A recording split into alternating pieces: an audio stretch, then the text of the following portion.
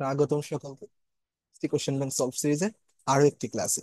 এই ভিডিওতে আমরা জিএসটি তে আসা 22টি সেশনের ফিজিক্স, কেমিস্ট্রি এবং বায়োলজির প্রশ্নসমূহ সমাধান করব। আমরা প্রথমে ফিজিক্স প্রশ্ন দিয়ে শুরু করতেছি।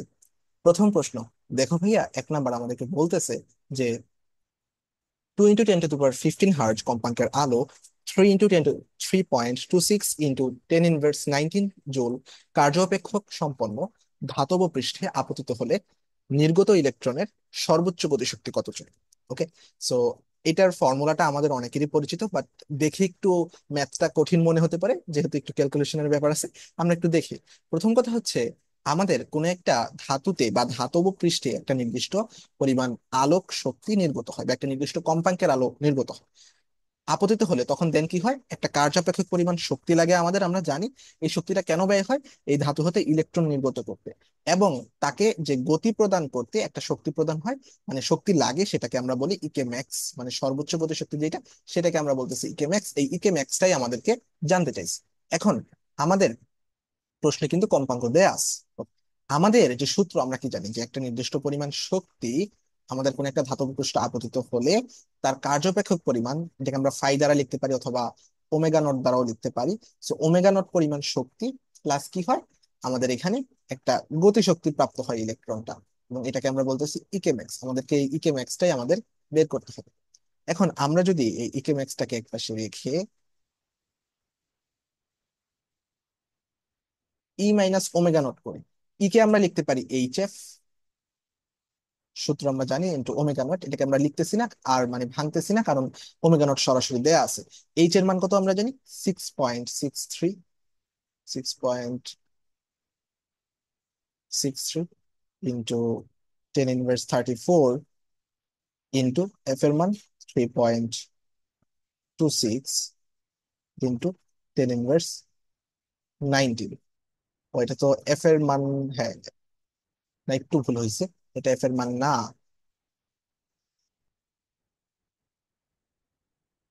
এফ এর মান হচ্ছে 2 × 10⁻15। এই দুটো আমরা একসাথে রাখবো, মাইনাস কি, ওমেগা নট। সো ওমেগা নটের মান 3.26 ইন্টু 10⁻19 জুল।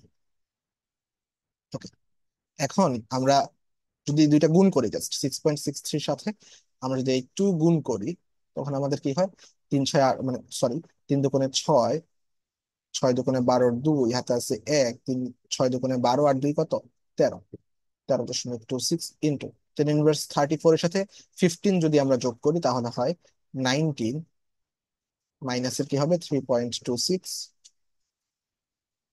ইন্টু 10⁻19। এখন যদি আমরা জাস্ট বিয়োগ করি, 13.26 থেকে 3.26 বিয়োগ দিলে হয় আমাদের 10.26 ইন্টু 10⁻19। আর টেনটাকে আমরা এভাবে লিখতে পারি না, যদি 26টাকে একটু আমরা একটু আমলে না নেই, 1 ইন্টু 10⁻20, 1 × 10⁻20, ওয়েট, তো আমরা তো এখানে মাইনাস হবে, সরি, ভুল করছি। মানে এখানে -34 থেকে তো -19 থাকে, তাই না? আর এখানে -19 থাকলে এখানেও -19 হবে, দুইটা তো সেম। আর -19 থেকে যদি একটা শূন্য যদি কমে যায় তাহলে হবে -80, 20, -80। সেভাবে আমাদের করতে হবে মূলত, চিহ্নগুলো একটু খেয়াল রাখতে হবে। অ্যান্সার হবে আমাদের এ নাম্বার, 1 × 10⁻80। তো হোপফুলি আমরা বুঝতে পারছি। নেক্সট, 2 নাম্বার, কোন একটি যৌগের মধ্যে একই পরিমাণ একই উপাদানের কিছু তেজস্ক্রিয় পদার্থ বিদ্যমান। তেজস্ক্রিয় পদার্থের অর্ধায়ু 25 বছর। 100 বছর পর ওই তেজস্ক্রিয় পদার্থের কত অংশ অবশিষ্ট থাকবে? তো ম্যাথটা কিন্তু বেশ মজার। তোমরা যারা একটু প্র্যাকটিস করছো, একটু দেখেই বলে ফেলার কথা এটার অ্যান্সার কত হতে পারে।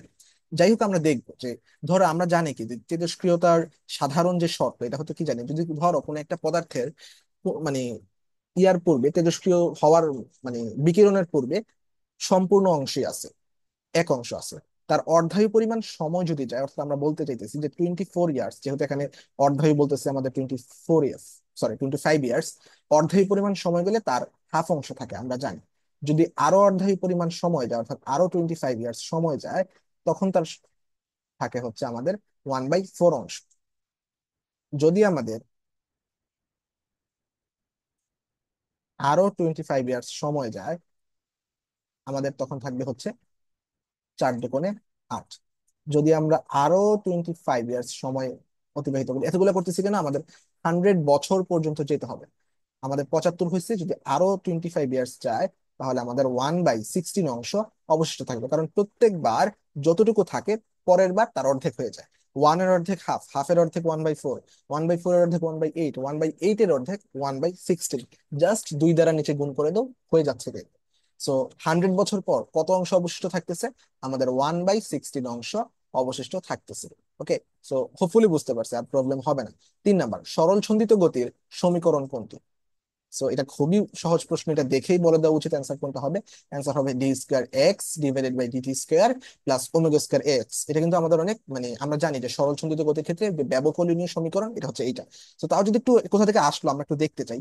আমরা জানি সরল ছন্দিত গতির ক্ষেত্রে আমাদের যে ত্বরণটা দেখা যায়, এই ত্বরণটা কিন্তু আমাদের সরণের বিপরীত, এটা আমরা জানি। সো এখন এই ত্বরণ আমরা কিভাবে পাই? আমরা যদি সরণকে দুইবার ডিফারেন্সিয়েশন করি সময় দ্বারা, তবে কিন্তু আমরা ত্বরণ পাই। সো ত্বরণ সময়কে সরণকে দুইবার ডিফারেন্সিয়েশনকে আমরা এভাবে লিখি যে d²x ডিভাইডেড বাই dt², এটা দ্বারা কিন্তু দুইবার ডিফারেন্সিয়েশন বোঝায়। ইজ ইকুয়াল টু এ পাশ গেল। আর সমানুপাতিক চিহ্নকে উঠাতে গেলে আমরা একটা ধ্রুবক ইউজ করি এখানে, এটা হচ্ছে ω² ইন্টু -x, বা এক্স লিখতে পারি, আর মাইনাসটা আমরা সামনে লিখতে পারি। ওকে, সো এবার যদি আমরা দুইটা একসাথে লিখি, তাহলে আমরা লিখতে পারি d²x divided by dt² plus ω²x। এই পাশে চলে আসলে ω²x হবে। ওকে, এটা দেখেই বলে দেওয়া যায় অ্যান্সার, তাও একটু আমি দেখাই দিলাম। সো হোপফুলি প্রবলেম হবে না। নেক্সট, 4 নাম্বার, একটি সরল ছন্দিত দোলকের সর্বোচ্চ বেগ 0.3 মিটার পার সেকেন্ড ও বিস্তার 0.06 মিটার হলে পর্যায়কাল কত? যেহেতু পর্যায়কাল চাইছে এবং সরল ছন্দিত বলছে, তার মানে বুঝাই যেতেছে আমাদের এখানে ওমেগার সূত্র লাগবে। আমরা জানি omega is equal to v divided by r. আবার আমরা বলতে পারি যে omega is equal to 2π/t is equal to v/r। বা আমরা বলতে পারি টিটাকে যদি আমরা এই পাশে রাখি, আমরা ওই পাশে যদি উল্টে দেই, আরটা তাহলে উপরে চলে যাবে। আর এর মান কত এখানে দেওয়া আছে, সরাসরি লিখতেছি, একটু বুঝে নিও। 0.6, এটা বোঝা উচিত। ডিভাইডেড বাই ভি এর মান কত দেওয়া আছে, বেগ, সর্বোচ্চ বেগ 0.3। 2π যদি ওই পাশে যায়, গুণ আকারে চলে যাবে, যেহেতু উল্টে যাবে, ভাগ অবস্থায় ছিল, তারপর ওই পাশে গেলে 2π হয়। এখন আমরা একটা জিনিস দেখতে পারি যে এই যে 0.06 এইটাকে যদি আমরা কিভাবে ভাঙতে পারি, 0.3, আমরা উপরে আর নিচে কিন্তু আমরা 100 দ্বারা গুণ দিতে পারি। উপরে আর নিচে যদি আমরা 100 দ্বারা গুণ দিই, উপরে থাকে হচ্ছে আমাদের 6, নিচে থাকে হচ্ছে আমাদের 30। ওকে, সো 3 দ্বারা কাটতে 20 ডিভাইডেড বাই আমাদের 10 থাকবে তাহলে, তাই না? মানে এটাকে যদি আমরা কাটি, তাহলে নিচে থাকছিল কত, 10। সো 20 ডিভাইডেড বাই 10 হলে ইজ ইকুয়াল টু আমাদের 1/5। তো আমি বলতে চাইতেছি 0.06 কে 0.3 দ্বারা কাটলে আমাদের কিন্তু 1/5 হয়। এটা কিন্তু যারা একটু চালাক এখান থেকেই করতে পারে, তোমাদেরকে একটু দেখানোর জন্য দেখাইলাম যে 6 কে মানে 0.06 কে কাটলে এ দ্বারা প্রথম হচ্ছে 2 দ্বারা কাটবে। ওকে, উপরে থাকবে 2, এবং নিচে যেহেতু একটা শূন্য মানে কম, তাই নিচে কি 10 ইনভার্স 1 বা 10 দ্বারা ভাগ দিবে। এটা বোঝা উচিত। ইজ ইকুয়াল টু, না বুঝলে তো দেখাইলাম, আমি ব্যাখ্যা করে দেখাইছি। ইজ ইকুয়াল টু 1/5, 0.06 দ্বারা 0.3 কে কাটলে 1/5 হয় ইন্টু 2π। সো তাহলে আমাদের অ্যান্সার কত দাঁড়ায়? অ্যান্সার হচ্ছে আমাদের 2π/5। অ্যান্সার হচ্ছে কত, 2π/5। 5 নাম্বার, বস্তুর আপেক্ষিক রোধ কোন বিষয়ের উপর নির্ভর করে? সো আপেক্ষিক রোধ ব্যাপারটা আমরা কোথায় দেখছি, আমরা যে রোধের যে সূত্র, আর সমানুপাতিক রো L/A। এখানে যে রো এর কথা বলতেছি, এই রো কি, এই রো বোঝায়, এই রো হচ্ছে আমাদের দুইটা জিনিস। একটা হচ্ছে আমাদের তাপমাত্রা, আহ, যা বলতে চাইতেছি, এই রোকে বলা হয় আপেক্ষিক রোধ। এই আপেক্ষিক রোধ টেম্পারেচার এবং উপাদানের উপর নির্ভর করে, শুধুমাত্র টেম্পারেচার এবং নির্দিষ্ট উপাদানের উপর নির্ভর করে, অন্য কোনো বিষয়ের উপর নির্ভর করে না। তার মানে শুধুমাত্র টেম্পারেচার এবং উপাদান চেঞ্জ হলেই আমাদের আপেক্ষিক রোধ চেঞ্জ হবে।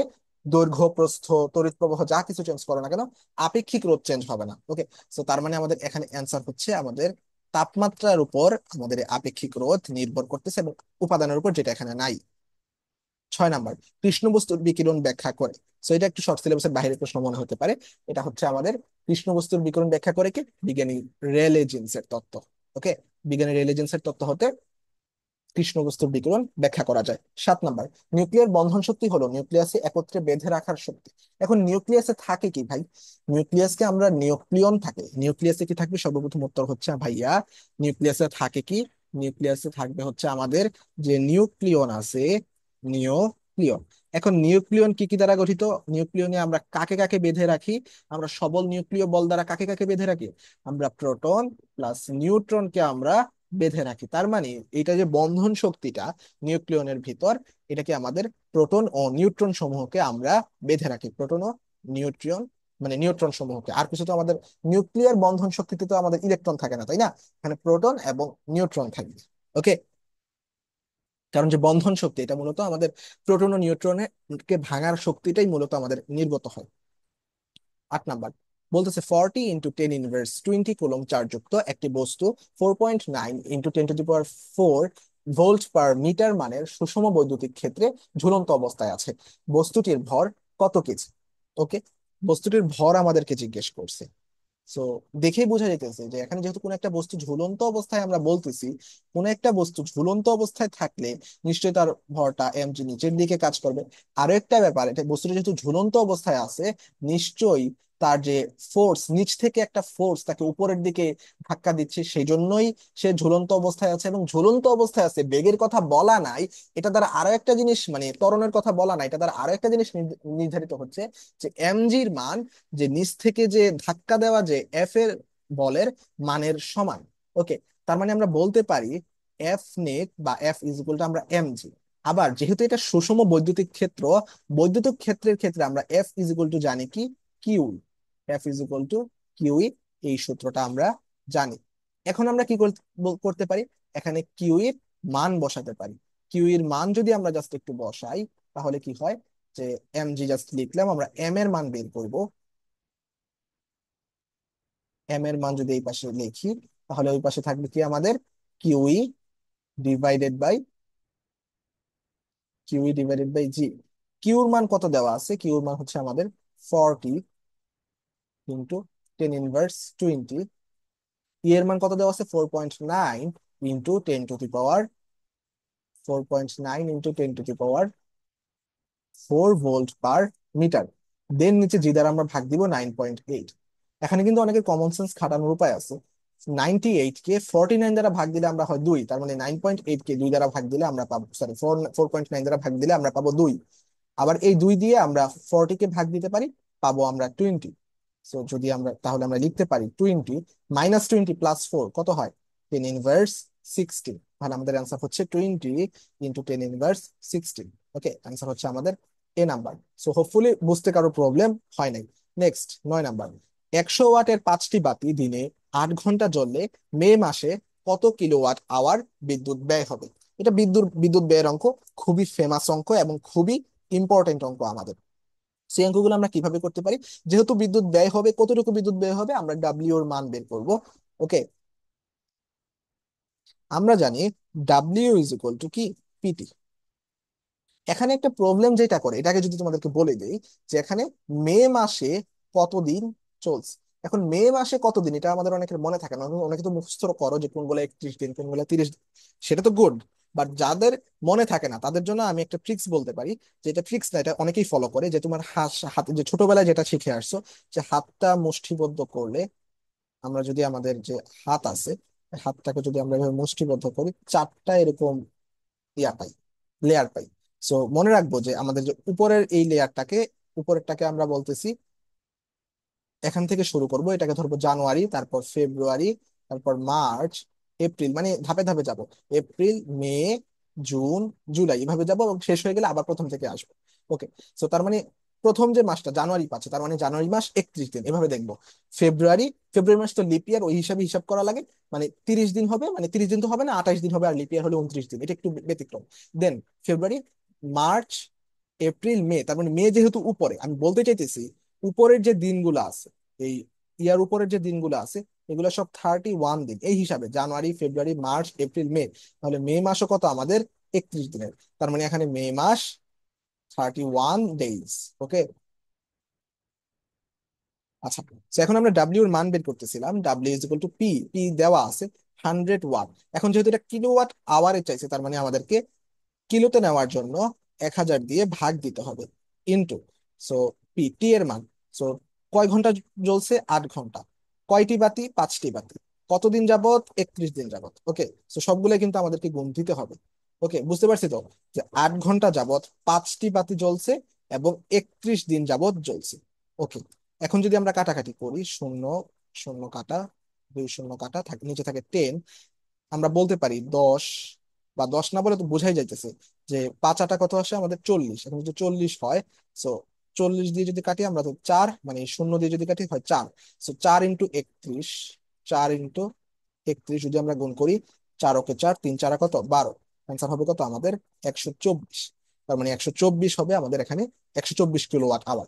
এখন আমাদের যদি কিলোওয়াট আওয়ার না বের করে বলতো বলতো যে আমাদের এখানে বিদ্যুৎ বিল কত আসবে, সেটা সহজ, কিন্তু বিদ্যুৎ বিল বললে জাস্ট 124-এর সাথে গুণ করে দেবো।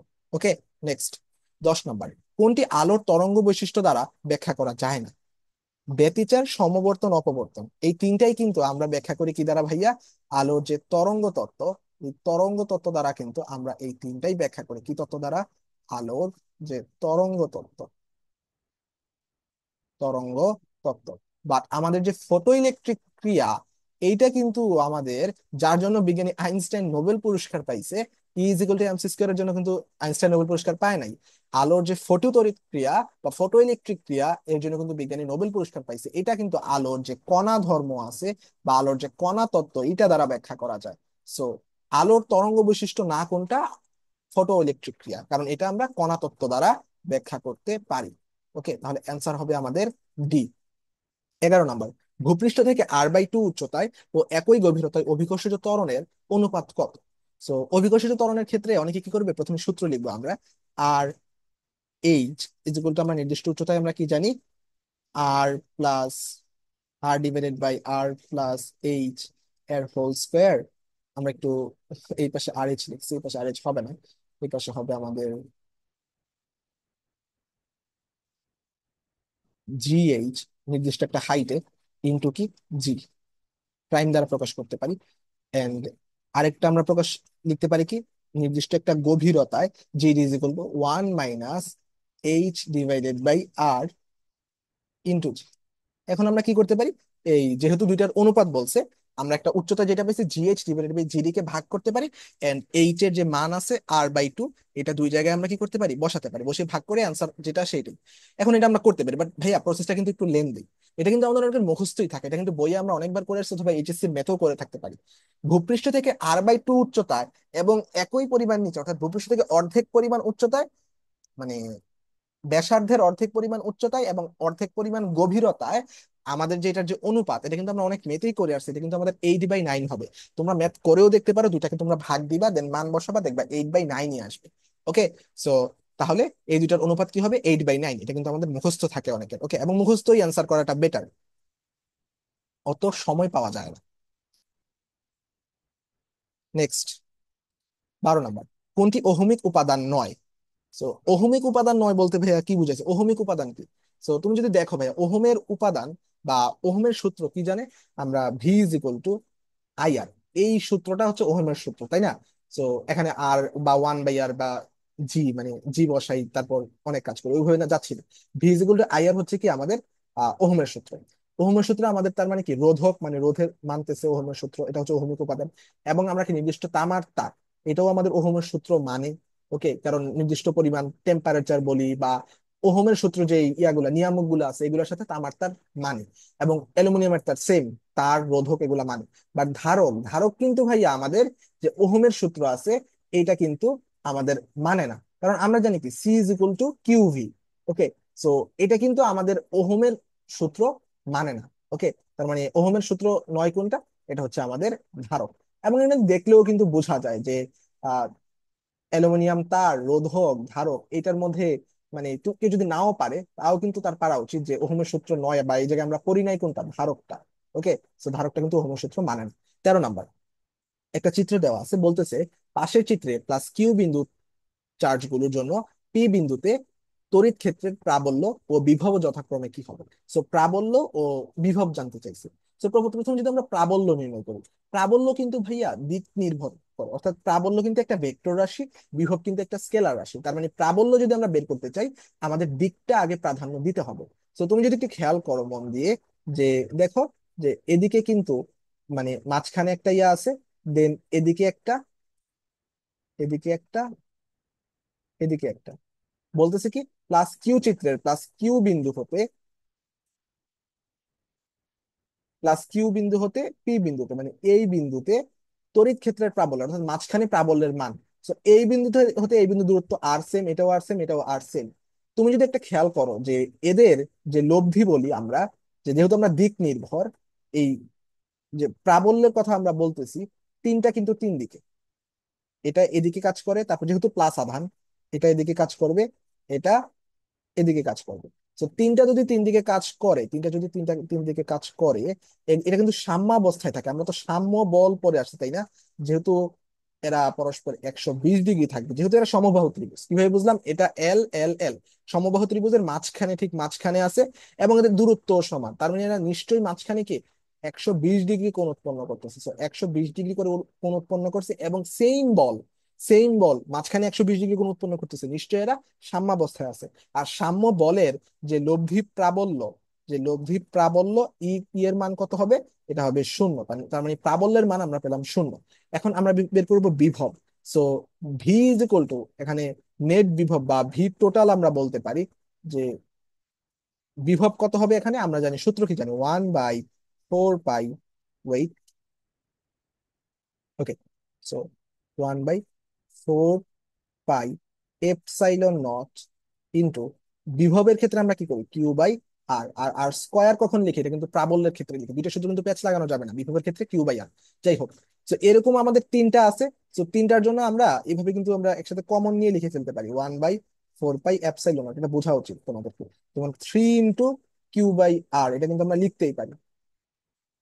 বা অন্যভাবে বললে, তিনটার জন্য আমরা 3 ভি, মানে তিনটার জন্য আমরা ভি টোটাল যেহেতু লিখছি, তাহলে এখানে ভি টোটালই লিখি, V total is equal to 3 into 1/4 pi epsilon not into q divided by r. এটা হচ্ছে আমাদের অ্যান্সার। ওকে, তো এরকম অ্যান্সার কোথায় আছে? তো তিনটাকে যদি আমরা গুণ করে দিই, 3 কিউ বাই আর হয়।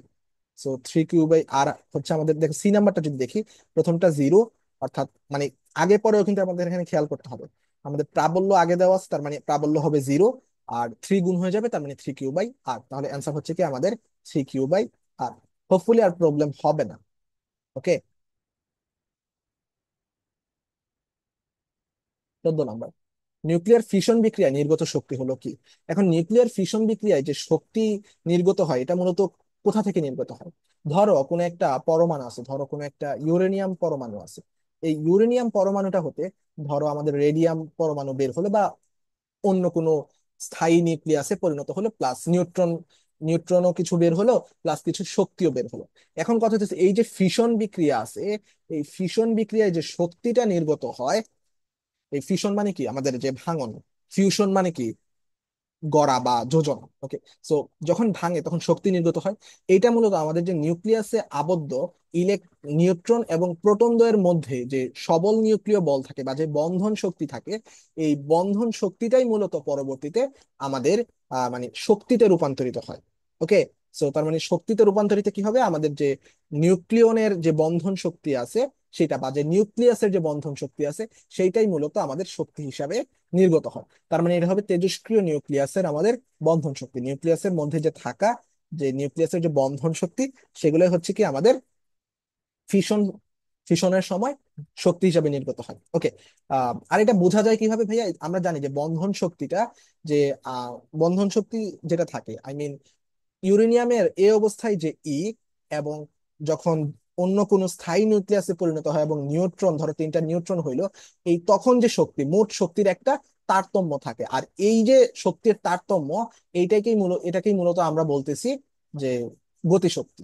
এটাকেই যে বা নির্গত যে শক্তিটা, এটা মূলত বন্ধন শক্তি থেকে আমরা পাই, নির্গত শক্তিটা আমরা বন্ধন শক্তি থেকে পাই। ওকে, 15 নাম্বার বলতেছে, কোন তরঙ্গের সমবর্তন সম্ভব নয়?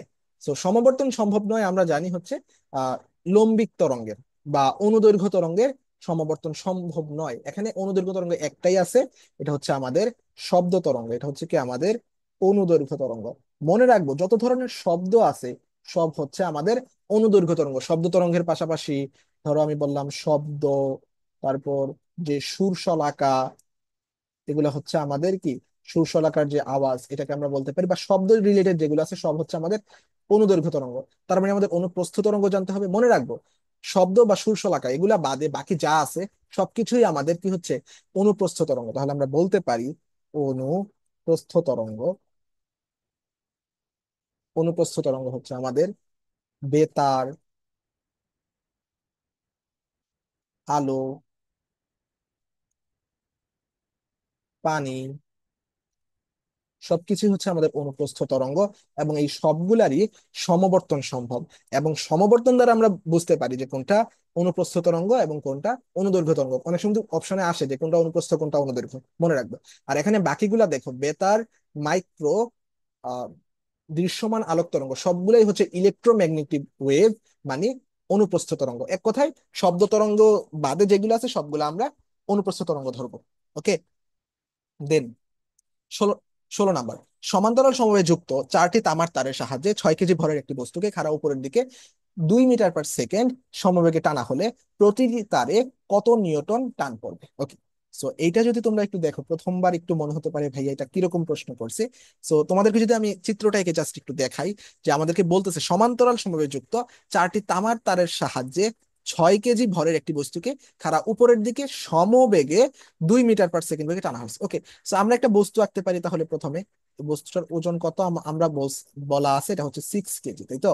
তো এই বস্তুটাকে কি হয়েছে উপরের দিকে কয়টি তার, 4টি তামার তার দ্বারা আমাদের উপরের দিকে টানা হইতেছে। একটি, দুইটি, তিনটি, চারটি, উপরে টানা হইতেছে এবং এদের একটা বেগ পাওয়া গেছে। এই বেগটার কথা আমাদেরকে বলতেছে 2 মিটার পার সেকেন্ড। যেহেতু সমবেগে চলতেছে তার মানে এ শূন্য।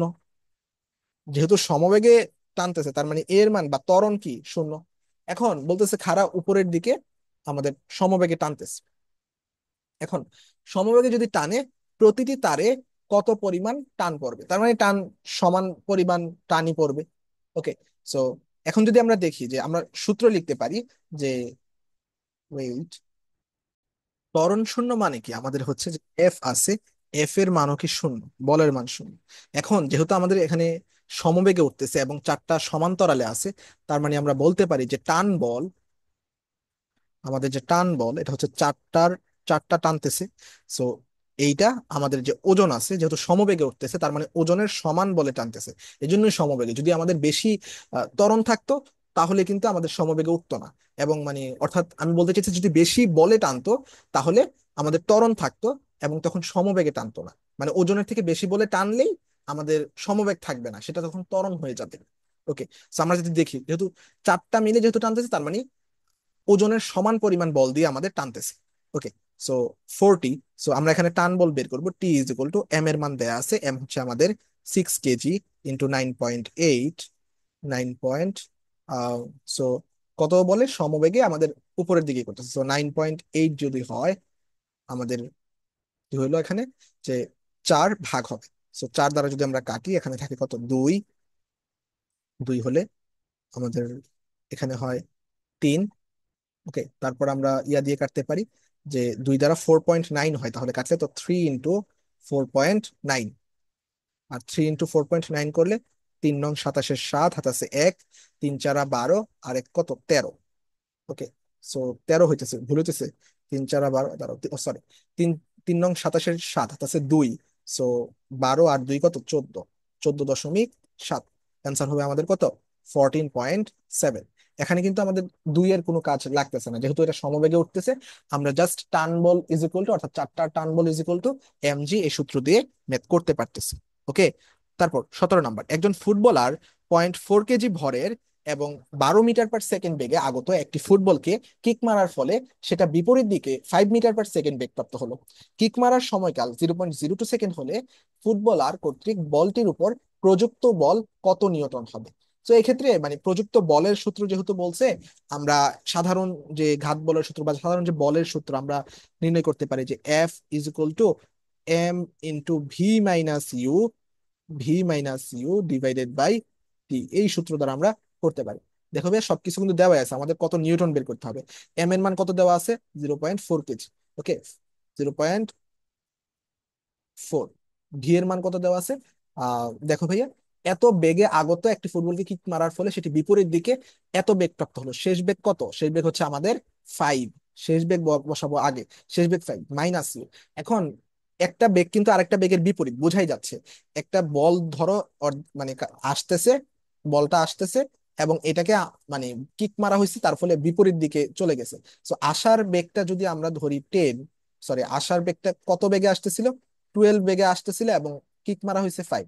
সো আমরা যদি 5টাকে অলরেডি প্লাস ধরে ফেলছি, তাহলে এই 12টাকে আমরা মাইনাস ধরবো। তাই আমি বলতে চাইতেছি এই যে মাইনাসের ক্ষেত্রে আগে তো মাইনাস চিহ্ন থাকবেই, এই বেগটাকে আমরা মাইনাস চিহ্ন সহকারে বসাবো, কারণ একটা 5 অলরেডি পজিটিভ ধরছি, তাহলে আমাদের এখানে 12 হবে মাইনাসের। ওকে, এবার হচ্ছে আমাদের টি, সময় কত? 0.02 সেকেন্ড। 0.02 সেকেন্ড। ওকে, হলো। সো এবার তোমাদেরকে আমি আগেই দেখে আসছি যে এরকম যদি 0.4, 0.02 এই দুটা ভাগ দিলে কি হয়। উপরে জাস্ট 10 থাকে, বা নিচে 10 থাকে, উপরে 2 হয়। মানে উপরে থাকে 2, নিচে থাকবে কি একটা 10। ইন্টু আমরা বলতে পারি ইন্টু কি 17, মাইনাসে মাইনাসে প্লাস 17।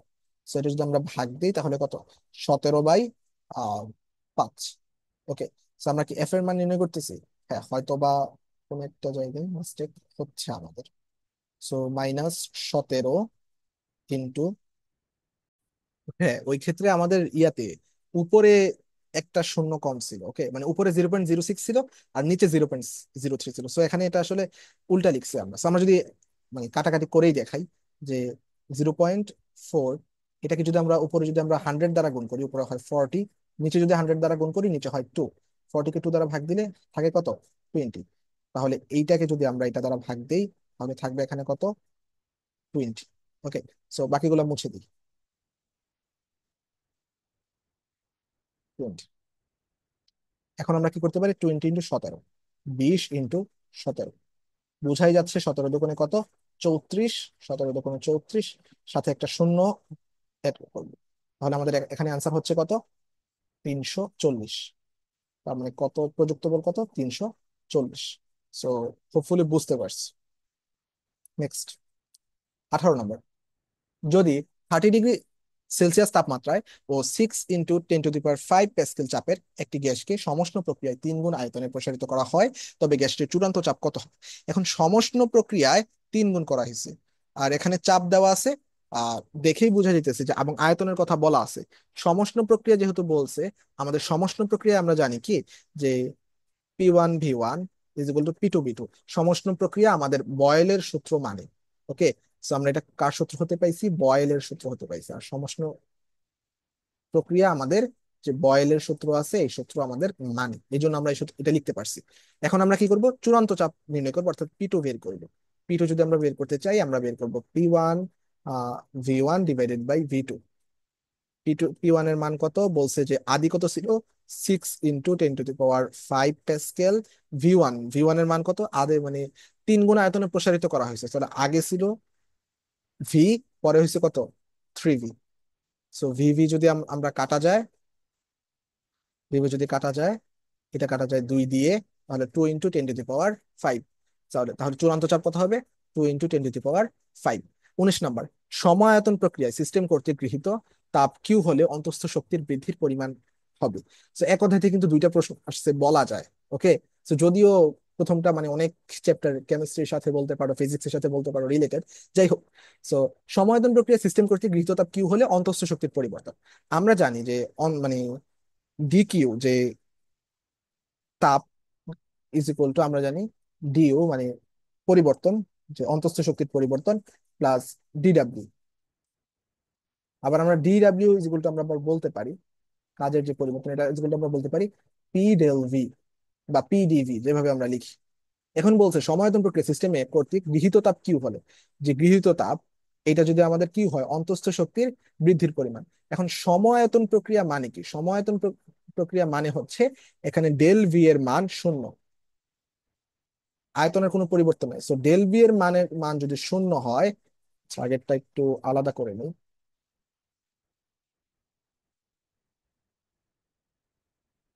সেটা দেওয়া লাগবে। ডেল ভি এর মান যদি আমাদের শূন্য হয়, তার মানে এই পুরাটার মান কত আসবে আমাদের? জিরো। তার মানে এই ডিডাব্লিউ এর মান কত? জিরো। তার মানে আমাদের এখানে dQ is equal to dQ is equal to dU আসবে। ওকে, বা আমরা বলতে পারি Q is equal to dU, মানে পরিবর্তনটা সেম হবে। তার মানে গৃহীত তাপ যদি কিউ হয়, এখানে ডিকিউ এর মান যদি কিউ হয়, তাহলে অন্তঃস্থ শক্তির পরিবর্তন হবে কিউ, এবং এটা হবে পজিটিভ। যেহেতু বৃদ্ধি, যেহেতু অন্তঃস্থ শক্তি বৃদ্ধির পরিমাণ, বৃদ্ধিটা হবে কি আমাদের পজিটিভ। অ্যান্সার হবে আমাদের সি নাম্বার। সি নাম্বার হচ্ছে আমাদের অ্যান্সার। ওকে, নেক্সট 20 নাম্বার। 2 মাইক্রোফ্যারাডে ধারকত্বের একটি বর্তনী 2000 ভোল্ট বিভব পার্থক্য প্রয়োগের পর ধারকে সঞ্চিত শক্তির পরিমাণ কত? এটা তো খুবই সহজ ম্যাথ। আমরা সাধারণ যে সূত্র শিখে আসছি, যে q is equal to half CV square, ধারকে সঞ্চিত শক্তি q is equal to half C V square. এখান থেকে আমরা হাফ ইন্টু সি এর মান কত হবে? 2 মাইক্রোফ্যারাডে। যেহেতু দেওয়া আছে মাইক্রোফ্যারাডের জন্য 10⁻⁶, ভি এর মান দেওয়া আছে, দেখো ভাইয়া 2000 ভোল্ট, এটা যেহেতু স্কোয়ার হয়ে যাবে, এটাকে আমরা বলতেই পারি 4 ইন্টু কিউব 9। ওকে, বা যেহেতু স্কোয়ার, 3 দুগুণে 6। ওকে, ওকে, 4 ইন্টু 10⁻⁶ আমরা বলতে পারি। সো দেন আমরা এই দুই কাটা, এই 6 এই 6 কাটা, অ্যান্সার থাকে কত আমাদের? তাহলে অ্যান্সার থাকে হচ্ছে আমাদের 4। তাহলে আমাদের এখানে অ্যান্সার হবে অন্তঃস্থ শক্তির পরিবর্তন হবে আমাদের, মানে যে সঞ্চিত শক্তির পরিমাণ হবে 4 জুল। ওকে, 21 নাম্বার। গ্যাসের অণুর গড় মুক্ত পথ ও ঘনত্ব এর মধ্যে সম্পর্ক কি? সো গড় মুক্ত পথ ও ঘনত্ব, এটার ক্ষেত্রে আমরা কি যে সূত্রটা জানি, এটা কি? আমরা জানি যে গড় মুক্ত পথ ল্যামডা ইজ ইকুয়াল টু 1/2 পাই √2 পাই সম্ভবত এপসাইলো, মানে সিগমা স্কয়ার। ওকে, আমাদের ঘনত্ব ইন্টু এন সিগমা স্কয়ার। এখানে দেখো যে এন এন দ্বারা বোঝায় হচ্ছে প্রতি একক আয়তনে। এন দ্বারা বোঝায় কি আমাদের? প্রতি একক আয়তনে অণুর সংখ্যা। আর তোমার কি মনে হয় যে প্রতি একক আয়তনে অণুর সংখ্যা এটা আরেকটা জিনিস ডিটারমিন করে না? প্রতি একক আয়তনে যে অণুর সংখ্যা, এটাকেই তো আমরা ঘনত্ব বলতে পারি, তাই না? এটাকেই তো আমরা ঘনত্ব বা রো বলতে পারি। তার মানে আমরা বলতে পারি যে এন সমানুপাতিক রো প্রতি একক আয়তন। এখন এটা মানে অণুর সংখ্যা দ্বারা বোঝাইছে, আর রো দ্বারা আমরা একটা পরিমাণ বুঝি, তাই না? কেজিতে, বা একটা ঘনত্ব বা পরিমাণ বুঝি। তো সংখ্যা দ্বারা মানে একক আয়তনে অণুর সংখ্যাও মানে কিন্তু ইনডাইরেক্টলি আমাদের রোই বুঝাইতেছে। প্রতি প্রতি একক আয়নে বেশি যদি অণু থাকে তাহলে এটা ঘনত্ব বেশি, প্রতি একক আয়তনে যদি কম অণু থাকে তাহলে এটার ঘনত্ব কম। ওকে, সো ইনডাইরেক্টলি আসলে এন এর মান যদি বৃদ্ধি পায়, তাহলে রো এর মানও বৃদ্ধি পাচ্ছে। একক আয়তনে অণুর সংখ্যা যদি কমে যায়, তাহলে রো এর মানও কমে যাচ্ছে। তার মানে আমাদের এই সিগমা ইজ ইকুয়াল টু, যেহেতু 1/n, এটাকে আমরা বলতেই পারি যে সিগমা মানে ইজ ইকুয়াল টু তো না, যেহেতু আমরা আহ ইয়া নিছি, সেহেতু আমরা সমানুপাতিক চিহ্ন দিব। এগুলো তো তোমরা অলরেডি জানো যে সমানুপাতিক। তাহলে সিগমা সমানুপাতিক 1/ρ। ওকে, সো তাহলে এখানে অ্যান্সার হবে কি? Lambda is equal to rho. ঠিক আছে, হ্যাঁ, 1/ρ। ওকে, সো হোপফুলি বুঝতে পারছি যে এন এর মানটাই মূলত আমাদের ইনডাইরেক্টলি রোই বুঝাইতেছে। দুইটা সেমই বলতে গেলে। 22 নাম্বার। 9 × 10⁻15 জুল গতিশক্তি সম্পন্ন একটি ইলেকট্রনের ভর কত কেজি? ওকে, সো ইলেকট্রনের ভর যেহেতু বলছে, আমরা জাস্ট ভরটা বের করবো। এখন গতিশক্তি বের করার জন্য বলছে একটা গতি সম্পন্ন একটা ইলেকট্রনের ভর কত কেজি। ওকে, সো গতিশক্তির সূত্র কি জানি আমরা? প্রথম কথা হচ্ছে যে এটা কিভাবে নির্ণয় করতে পারি। Wait some seconds. আধুনিক পদার্থবিজ্ঞানে আমরা একটা সূত্র জানি যে E K is equal to m - m0 × c²। এই সূত্রটা আমরা পড়েছি। সো এখানে মূলত গতিশীল অবস্থায় ইলেকট্রনের যে শক্তি সেটা বোঝাচ্ছে। ওকে, সো ইকে এখানে কিন্তু গতিশীল অবস্থায় যে গতিশক্তি, এটার মান কিন্তু আমাদের দেওয়া আছে 9 × 10⁻15 is equal to m - m0। So ইলেকট্রনের আমরা যে এম মাইনাস এম নট থেকে আমরা এম এর যে মানটা আছে সেটা একটু জাস্ট নির্ণয় করবো, যে একটি গতিশক্তি সম্পন্ন যে ইলেকট্রনের যে আমাদের ভর। ওকে, সো এম, আর এম নট হচ্ছে আমাদের স্থির অবস্থায় ভর। সো এটা যদিও আমরা এভাবে রেখে দিতে পারি, পরে আবার গুণ করবো। সো সি স্কোয়ার এর মান কি লিখতে পারি আমরা? 3 × 10⁻⁸ এর হোল স্কোয়ার। যদি আমরা এটা আরেক লাইন লিখি, 9 × 10⁻⁵ is equal to M minus এর এম নট ইন্টু 9 × 8 × 16। সো এখানে বোঝাই যাইতেছে যে আমরা কাটাকাটি করতে পারি, এই 9, এই 9 কাটা।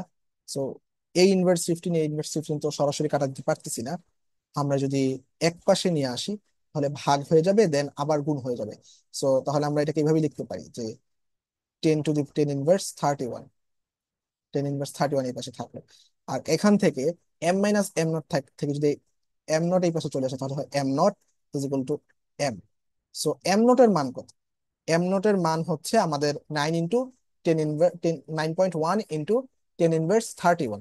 ওকে, তাহলে M is equal to 9.1 × 10 inverse 31। মনে মনে একটু চিন্তা করো, এটা সাথে যদি 10 ইনভার্স 31 যোগ করি তাহলে 10.1 × 10 ইনভার্স 31 হয়। ওকে, সো তাহলে আমাদের এখানে অ্যান্সার হবে আমাদের ডি নাম্বার, মানে হচ্ছে 10.1 × 10 ইনভার্স 31। ওকে, হোপফুলি বুঝতে পারছি। 23 নাম্বার, স্থিরাবস্থা থেকে 20 কেজি ভরের কোনো বস্তু একটি নির্দিষ্ট বলের ক্রিয়ার ফলে 3 সেকেন্ড পরে 6 মিটার পার সেকেন্ড বেগ অর্জন করলে 5 সেকেন্ড পর এর গতিশক্তি কত কিলোজুল? ওকে, সো এই কিলোজুল, কত কিলোজুল, এটা যদি আমরা জাস্ট বের করতে চাই, তাহলে সর্বপ্রথম আমাদের কি দেখতে হবে যে একটা বস্তু স্থিরাবস্থা থেকে 20 কেজি ভরের একটি বস্তুকে আমাদের কি করছে, আহ নির্দিষ্ট বলের ক্রিয়ার ফলে 3 সেকেন্ড পরে 6 মিটার পার সেকেন্ড বেগ অর্জন করলে 5 সেকেন্ড পরের গতিশক্তি। তো সর্বপ্রথম আমরা কিছু সূত্র জানি, এগুলো হচ্ছে ধরো প্রথম কথা হচ্ছে V is equal to U plus at. আমরা কিছু সূত্র আগে লিখি, যে আমরা জানি কি V is equal to U plus at, এই একটা সূত্র আমাদের লাগবে।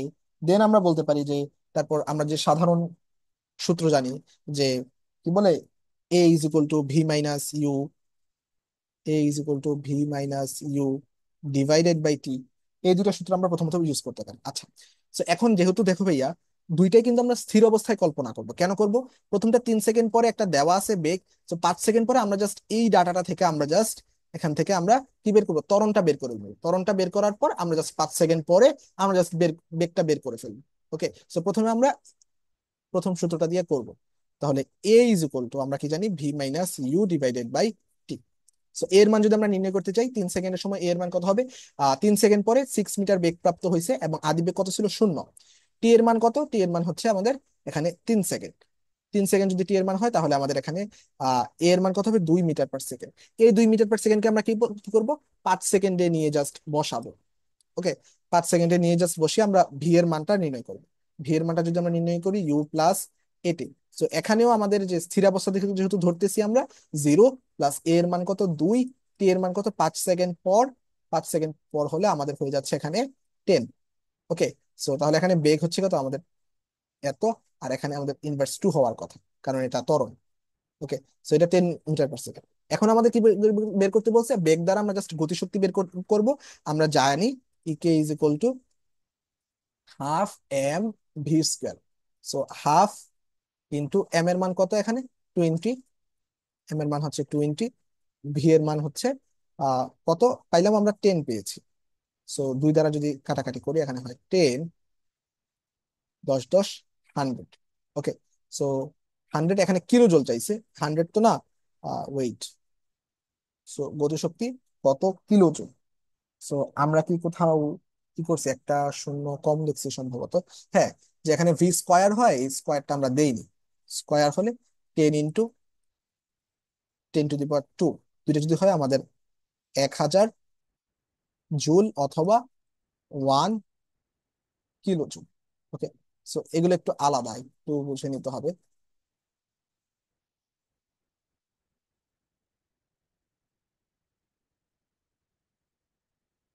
ওকে, সো এখানে আনসার হবে কত আমাদের? 1000 কিলোজুল।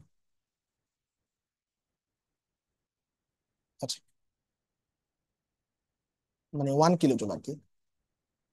1 কিলো জুল হচ্ছে আমাদের অ্যান্সার। তো হোপফুলি বুঝতে পারছি। 23। এখন নেক্সট 24। 24 নাম্বার দেখো, এল দৈর্ঘ্য ও আর ব্যাসার্ধের একটি তারের এক প্রান্ত স্থির রেখে অপর প্রান্তে এম ভর ঝুলালে তারটি ইয়ং এর গুণাঙ্ক 200 জিপিএ। তারটির ব্যাসার্ধ অর্ধেক করলে ওয়াই এর মান কত হবে? ওয়াই মানে হচ্ছে ইয়ং এর গুণাঙ্ক। সো ভাইয়া, অনেকে এটা করে অনেক সময় মাথা কাজ করে এটা পরীক্ষার হলে। বাট দেখো ভাই, এখানে কিন্তু ইয়ং এর গুণাঙ্কের কথা বলছে, আর আমরা জানি কি ইয়ং এর গুণাঙ্ক কিন্তু শুধুমাত্র বস্তু বস্তুর উপাদানের উপর নির্ভর করে। ওকে, শুধুমাত্র তুমি যদি বস্তুর উপাদানটাকে চেঞ্জ করো, তবেই তুমি এই ইয়ং এর গুণাঙ্কের মান চেঞ্জ পাবা। তাছাড়া তুমি মারো, ধরো, কাটো, যা খুশি করো, ইয়ং এর গুণাঙ্ক কিন্তু কখনো চেঞ্জ হবে না, অর্থাৎ এর কোনো পরিবর্তন হবে না, অর্থাৎ 200 জিপিএ মানে দরকারই নাই আমাদের। ওকে, সো অ্যান্সার হবে কি আমাদের কোনো পরিবর্তন হবে না। এবং মজার ব্যাপার হলো এই প্রশ্নটা কিন্তু আমাদের 22-23 সেশনে যেরকম জিএসটি তে আসছে, 23-24 সেশনে ঢাকা ইউনিভার্সিটিতেও কিন্তু এই সেম টাইপের একটা মেথ, যে ইয়ং গুণাঙ্কের মান এরকম এরকম করলে কি হয়, অ্যান্সার হচ্ছে পরিবর্তন হবে না। সেম টাইপের মেথ কিন্তু আসছে ঢাকা ইউনিভার্সিটিতে। ওকে, তো বলতে পারো জিনিসগুলো কিন্তু ইম্পর্টেন্ট বেশ আসে। 25 নাম্বার, 50 গ্রাম ভরের একটি কণার উপর 6x² - 4x নিউটন বল ক্রিয়া করায় বস্তুটি বলের দিকে x = 0 হতে x = 2 অবস্থানে সরে গেলে বলের দ্বারা কৃতকাজের পরিমাণ কত? সো বলের দ্বারা যদি আমরা কৃতকাজের পরিমাণ নির্ণয় করতে যাই, এখানে বোঝাই যাচ্ছে এটা কিন্তু পরিবর্তনশীল বল আমাদের এখানে দেওয়া আছে। আমাদের যে বলটা দেওয়া আছে এটা কিন্তু আমাদের পরিবর্তনশীল বল। আর পরিবর্তনশীল বলের জন্য আমাদের কি করতে হবে? এখানে ইন্টিগ্রেশন করতে হবে। ওকে, ইন্টিগ্রেশন যদি আমরা করি, যেহেতু আমরা মানে কৃতকাজের পরিমাণ নির্ণয় করতেছি, তাহলে আমরা বলতে পারি W = ইন্টিগ্রেশন অফ x = 2, যেহেতু 0 থেকে সীমা কত, 0 হতে সীমা কত, 2 পর্যন্ত, ইন্টু f dx। আচ্ছা, গেল। এখানে এফ এর মান কত দেওয়া আছে, যে কত নিউটন, x = 2, x = 0। এফ এর মান দেওয়া আছে 6x² - 4x। ওকে, সো 4x ইন্টু কি হবে আমাদের ডিএক্স। গেল। সো এখন জাস্ট ইন্টিগ্রেশনের নর্মাল সূত্র অনুযায়ী সূত্রটা করবো। হোপফুলি তোমরা সূত্রটা জানো। ওকে, সো আমি যদি এই পাশে একটু জায়গা নিয়ে করি, কি হবে আমাদের এখানে W = 2 ইন্টু, মানে এখানে দেখো যে এক্স এর মান 2 থেকে এক্স এর মান 0। সো আমরা সীমাটাকে আমরা রেখে দিই। ওকে, মানে জাস্ট সীমাটাকে আমরা রেখে দিব, জাস্ট আমরা ব্রেকেট দিতে পারি কত থেকে কত, এক্স এর মান 2 থেকে এক্স এর মান কত হবে আমাদের, 0 হবে। এখন এখানে একটা ধ্রুবক আছে না, ধ্রুবকটা আগে চলে আসে। নিয়ম হচ্ছে ধ্রুবকটা আগে চলে আসে, আর পাওয়ার যেটা আসে এটা উপরে এক বেশি বসে, আর এইটাই নিচে বসে। এটা তোমরা জানা উচিত, যে পাওয়ার 2 যদি থাকে x³ হবে, নিচে 3 বসবে, মানে যেটা উপরে বসবে এটা নিচে, মাইনাস ধ্রুবকটা এখানে চলে আসবে, এন্ড এখানে পাওয়ার কত, 1। সো পাওয়ারটা কত হয়ে যাবে, 2 হয়ে যাবে, এবং এই দুইটাই নিচে বসে। ওকে, সো এখন আমরা জাস্ট মান বসাবো। জিরোটা মান বসানোর দরকার নাই, দেখেই বোঝা যেতেছে। তো শুধুমাত্র যদি আমরা 2 বসাই, তাহলে 6। সো এটা তো কাটাকাটি যায়, তাই না? আগে কাটাকাটি করে ফেলি। কাটাকাটি যদি করি এখানে হয় 2, এটাকে কাটাকাটি করলে এখানে হয় 2। সো তাহলে হয় কত, 2 ইন্টু 2 যদি বসাই, 2x2³ -2 into 2 square. So 8 into 2 মানে 16, 4 ইন্টু মানে হচ্ছে 8, -8 কত হবে আমাদের, 8। ওকে, তাহলে আমাদের যেহেতু সেজন্য কি জুল, ডাব্লিউ যেহেতু জুল, তাহলে আমাদের কৃতকাজের পরিমাপ কত, এটা হচ্ছে আমাদের 2 জুল। তো এটা একটু জাস্ট টাইম লাগে, বাট খুব একটা কঠিন না। ওকে, অ্যান্সার হবে আমাদের কি 2। তো জাস্ট ইন্টিগ্রেশন করলে, আমি তো একটু ভেঙে করলাম, অত করাও লাগে না, তুমি জাস্ট দেখবে কি এটা কত, 0 থেকে শুরু হয়েছে, 2-এ গিয়ে শেষ হয়েছে। জিরোটা তো আমাদের লাগতেছে না, তুমি জাস্ট মনে মনে এটাকে জাস্ট একবার ইন্টিগ্রেশন করে দাও। ইন্টিগ্রেশন করলে বোঝাই যেতেছে যে 6টা আগে থাকে, দেন কি হয় আমাদের উপরে কি হয়, কিউব হয়ে যায়, বেড়ে যায়, নিচে 3 বসে, মাইনাস 4টা আগে চলে আসে, উপরে আমরা কি করি, এক্স বেশি বসাই, মানে এক বেশি বসাই, নিচে এটা লিখি। ওকে, সো এটা এভাবে তুমি চিহ্নটা সরাসরি প্রথম লাইনটা তোমার হবে এরকম। ওকে, সো দেন মানে 2 থেকে 0 পর্যন্ত এরকম। সো দেন তুমি জাস্ট মানটা মনে মনে বসাই দিলে কাটা সেরকম, মানে মনে মনে কিন্তু করতে পারতেছে। সো এইভাবে একটু দ্রুত করতে হবে। ওকে, পরীক্ষা কিন্তু এত জায়গাও পাওয়া যায় না, বিশেষ করে জিএসটির যে প্রশ্নটা। ওকে, এখানে হয়তো বা মানে এত জায়গা নিয়ে করা অনেক বেশি ইজি হচ্ছে, বাট পরীক্ষার হলে কিন্তু অত সময় পাওয়া যায় না আর জায়গাও পাওয়া যায় না, তাই একটু তোমাকে মনে মনে একটু চিন্তাটা বাড়াতে হবে। ওকে, সো এবার আমরা কেমিস্ট্রি প্রশ্ন সমূহ সমাধান করব।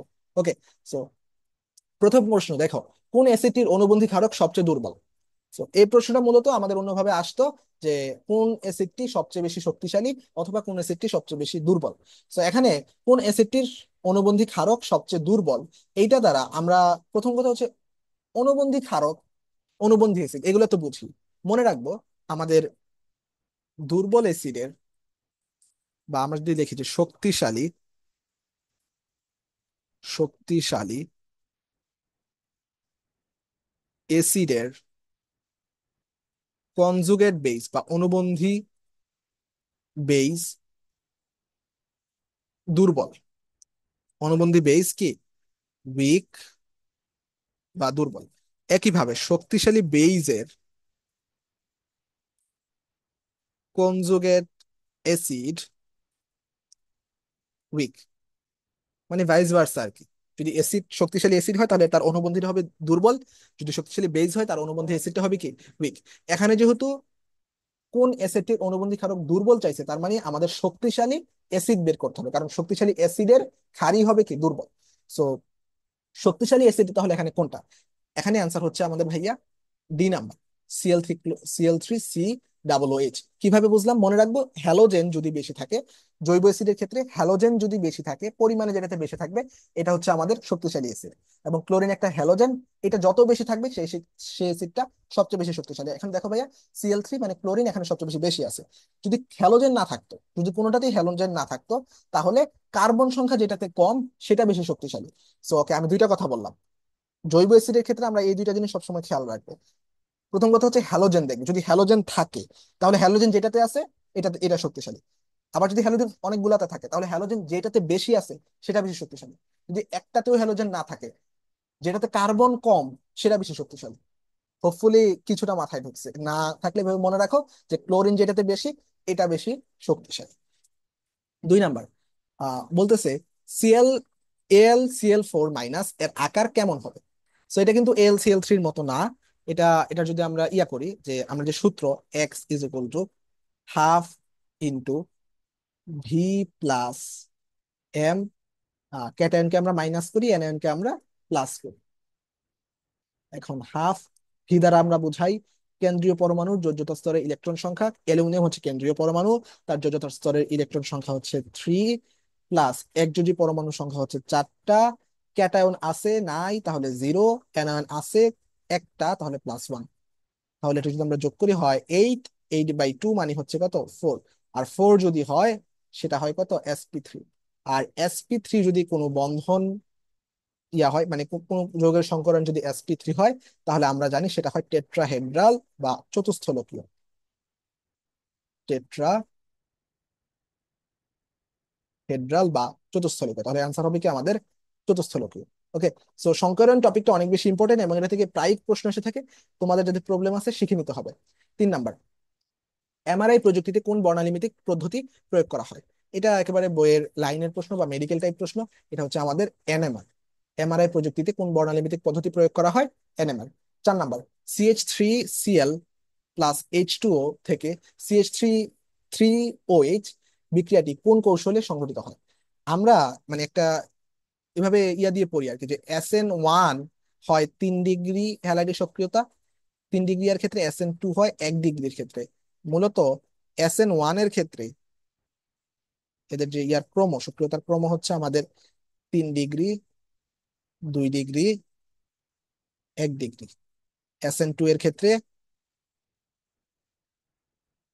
আমরা জানি 1 ডিগ্রিতে বেশি হয়, তারপর 2 ডিগ্রি, তারপর 3 ডিগ্রি। তাহলে এখানে বলছে যে এখানে যেহেতু 3 ডিগ্রি হ্যালাইড দেখাই যেতেছে, 3 ডিগ্রি অ্যালকাইল হ্যালাইড, এটার বিক্রিয়ায় কোন বিক্রিয়াটি কৌশল সংঘটিত হয়? এটা অবশ্যই অবশ্যই SN1 এ, কারণ SN1 এ 3, এভাবে মনে রাখবে SN1 3, SN2 1।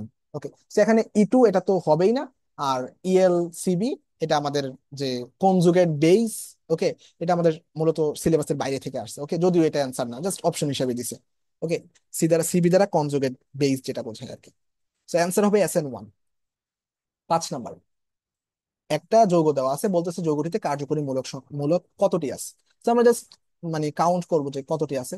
সো একটা, 2 ডিগ্রি দুইটা, এইখানে একটা, তিনটা, আর এখানে দেখো, এখানে হচ্ছে এস্টার মূলক। এস্টার মূলক কি বলি আমরা? আমরা এভাবে বলতে পারি, বামে আর, ডানে আর, মাঝখানে C ডাবল, এভাবে তোমরা মনে রাখতে পারো। মাঝখানে যদি C ডাবলও থাকে, এই পাশে একটা আর, এই পাশে যদি আর থাকে, যত বড় গ্রুপই হোক প্রবলেম নাই। বা C ডাবল আর গ্রুপ দেখলেই আমরা বলতে পারি এটা হচ্ছে এস্টার। C ডাবল আর গ্রুপ দেখলে আমরা বলি কি, সেটা হচ্ছে এস্টার। আর এটা হচ্ছে হচ্ছে কার্বনিল গ্রুপ, কার্বনিল, 2 ডিগ্রি মানে ইন এবং আইন। ওকে, তো তাহলে টোটাল ইয়া কয়টা হলো আমাদের? 4টা কার্যকরী মূলক আছে, টোটাল 4টা। 6 নাম্বার, প্রোপিন ও বেয়ারের বিকারকের মধ্যে বিক্রিয়ার কি উৎপন্ন হয়? তো আমরা এটা ছোটবেলা থেকে পড়ে আসতেছি, এটা হচ্ছে অসিম্পৃক্ততার পরীক্ষা। প্রোপিনের বেয়ার পরীক্ষা আমরা প্রোপাইলিন গ্লাইকল পাই। প্রোপাইলিন গ্লাইকল পাই, আমরা যদি এটা একটু দেখাই দিই, যে CH3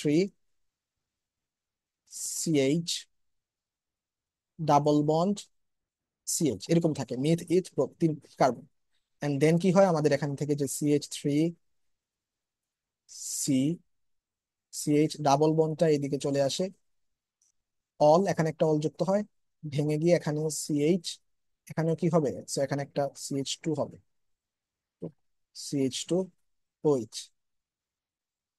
so propylene glycol. Okay, 7 নম্বর, পিএইচ এর মান 9 থেকে 10 হলে ফেনফথেলিন নির্দেশক কোন বর্ণ ধারণ করে? এটা বইয়ের একেবারে লাইন বা বইয়ের একটা ছকেই আছে। তো আমি অনেক ভিডিওতেই বলছি যে এই ছকটা পিএইচ এর, বিশেষ করে পরিমাণগত রসায়ন হতে পিএইচ এর ছকটা তোমাদেরকে পড়ে ফেলতে হবে।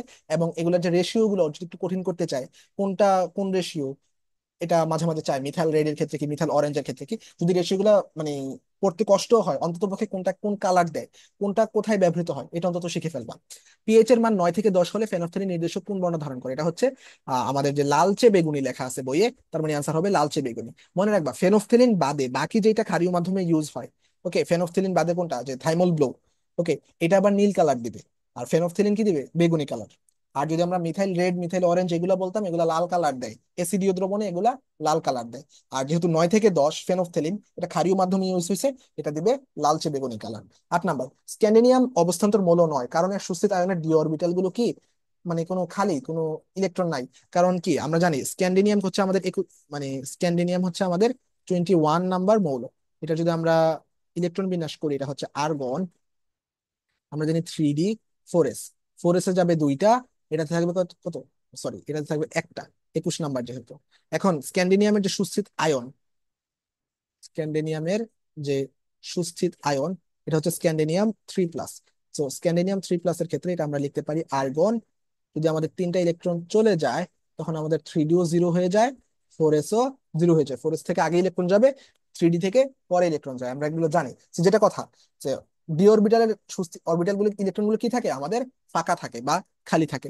এবং স্ক্যান্ডিনিয়াম খালি থাকার কারণে এবং জিঙ্কে 10টা ইলেকট্রন থাকার কারণেই কিন্তু স্ক্যান্ডিনিয়াম এবং জিঙ্ককে আমরা অবস্থান্তর মৌল বলি না। মনে রাখবা, অবস্থান্তর মৌল নয় কি, স্ক্যান্ডিনিয়াম, জিঙ্ক, এই দুইটা কি নয়, অবস্থান্তর নয়। কারণ কি, অবস্থান্তর মৌল হওয়ার জন্য আমাদের D1 থেকে 9 থাকা প্রয়োজন, D1 থেকে 9, বা মানে কমপক্ষে একটা এবং বেশি হচ্ছে একটা কম, 10 থেকে একটা কম থাকা প্রয়োজন, যেটা কিনা স্ক্যান্ডিনিয়াম এবং জিঙ্কের মধ্যে পাওয়া যায় না। জিঙ্কে থাকে 10টা, মানে সুস্থিত আয়নের মধ্যে, স্ক্যান্ডিনিয়ামের সুস্থিত আয়নে থাকে 0, জিঙ্কের সুস্থিত আয়নে থাকে মানে কি বলবো, 10টা থাকে।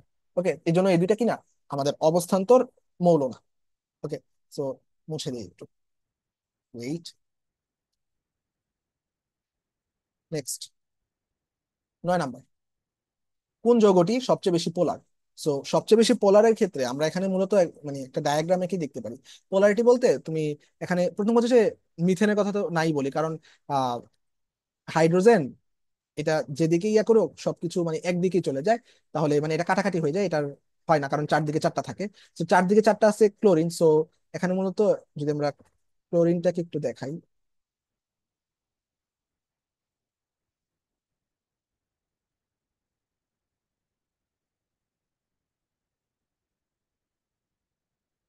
এটা মূলত, এটা এদিকে, এটা এদিকে, এটা এদিকে টানে, কারণ কি ক্লোরিনের যে তড়িৎ ঋণাত্মকতার মান কার্বন হতে বেশি।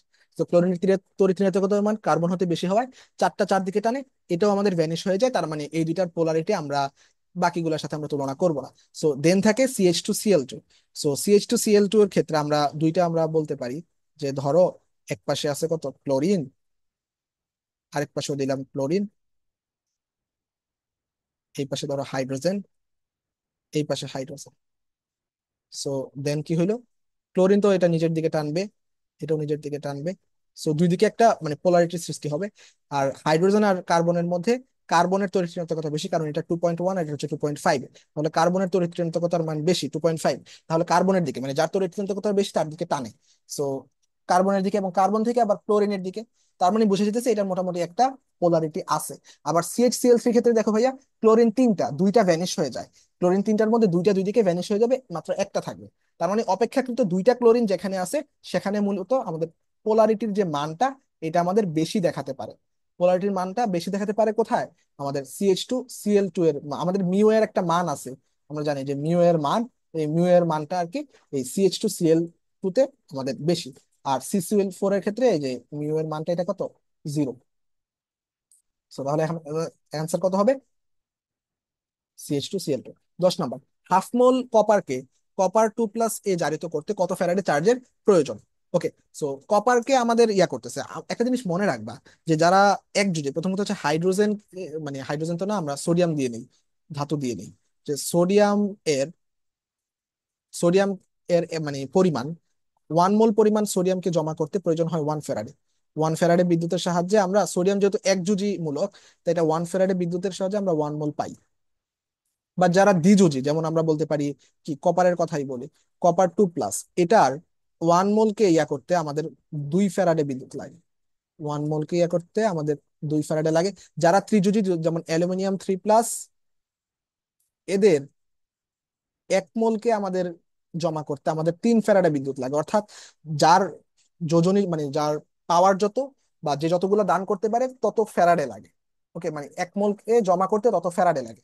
সেখানে একটু আমরা উল্টা লিখছি, এখানে হবে আমাদের 3 মোল। এখন কথা হইলো যে এখানেও তো ভুল লিখছি, আমাদের 2 মোল। সো এখন যদি মানে কপারের কথা জিজ্ঞেস করছে, কপারের 2 ফ্যারাডে লাগে 1 মোলকে জমা করতে।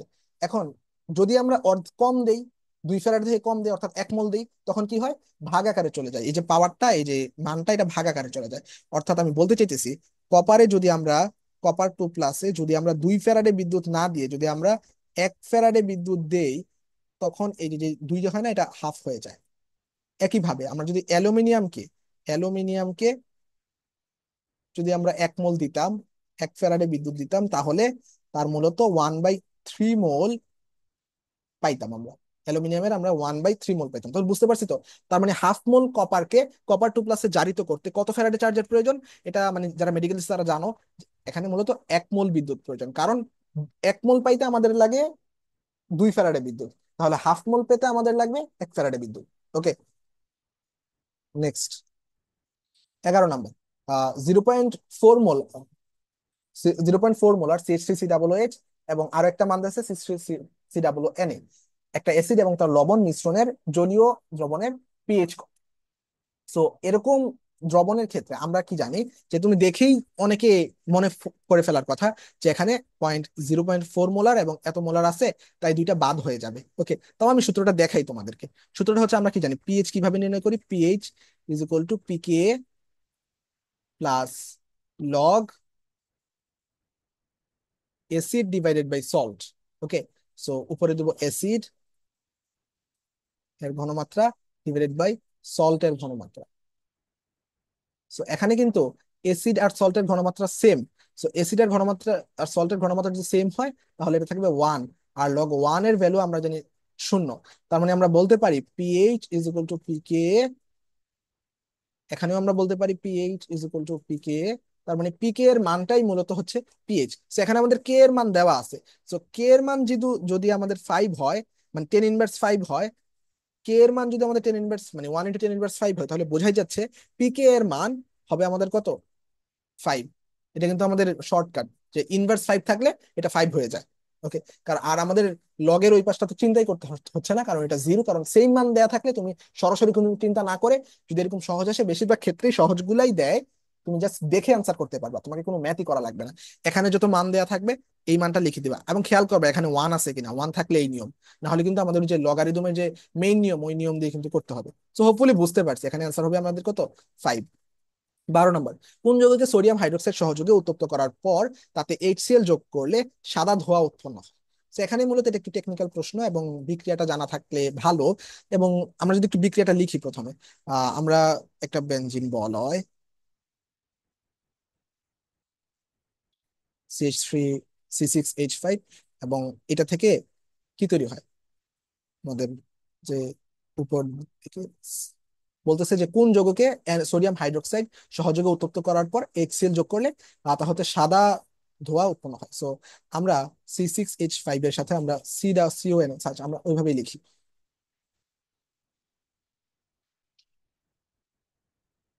C6H5, এইটার সাথে আমাদের CONH2 যুক্ত আছে, বেনজানামাইড। ওকে, সো এই বেনজানামাইডের সাথে যদি আমরা সোডিয়াম হাইড্রোক্সাইড যুক্ত করি, এই সোডিয়াম হাইড্রোক্সাইড কি করে, আমাদের এইখান থেকে যে OH আছে, এখান থেকে যে OH আছে, এই OH টা এটার সাথে যুক্ত হয়ে যায়, তার মানে তখন তৈরি করে কি,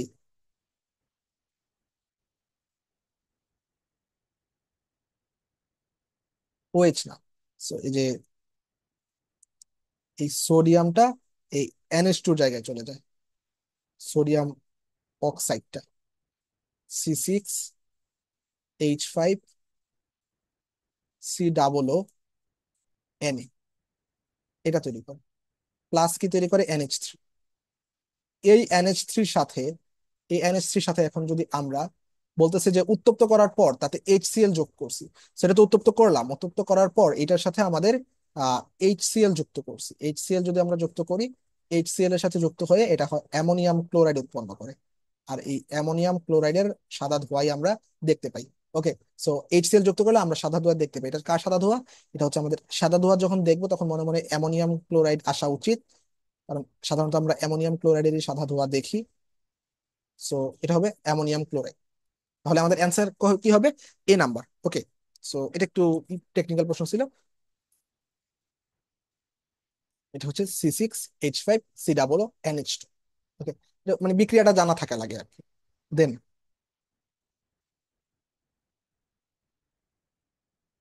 আচ্ছা, 13 নম্বর, হিলিয়াম এর প্রথম ও দ্বিতীয় শক্তি স্তরের শক্তির পার্থক্য কত ইলেকট্রন ভোল্ট?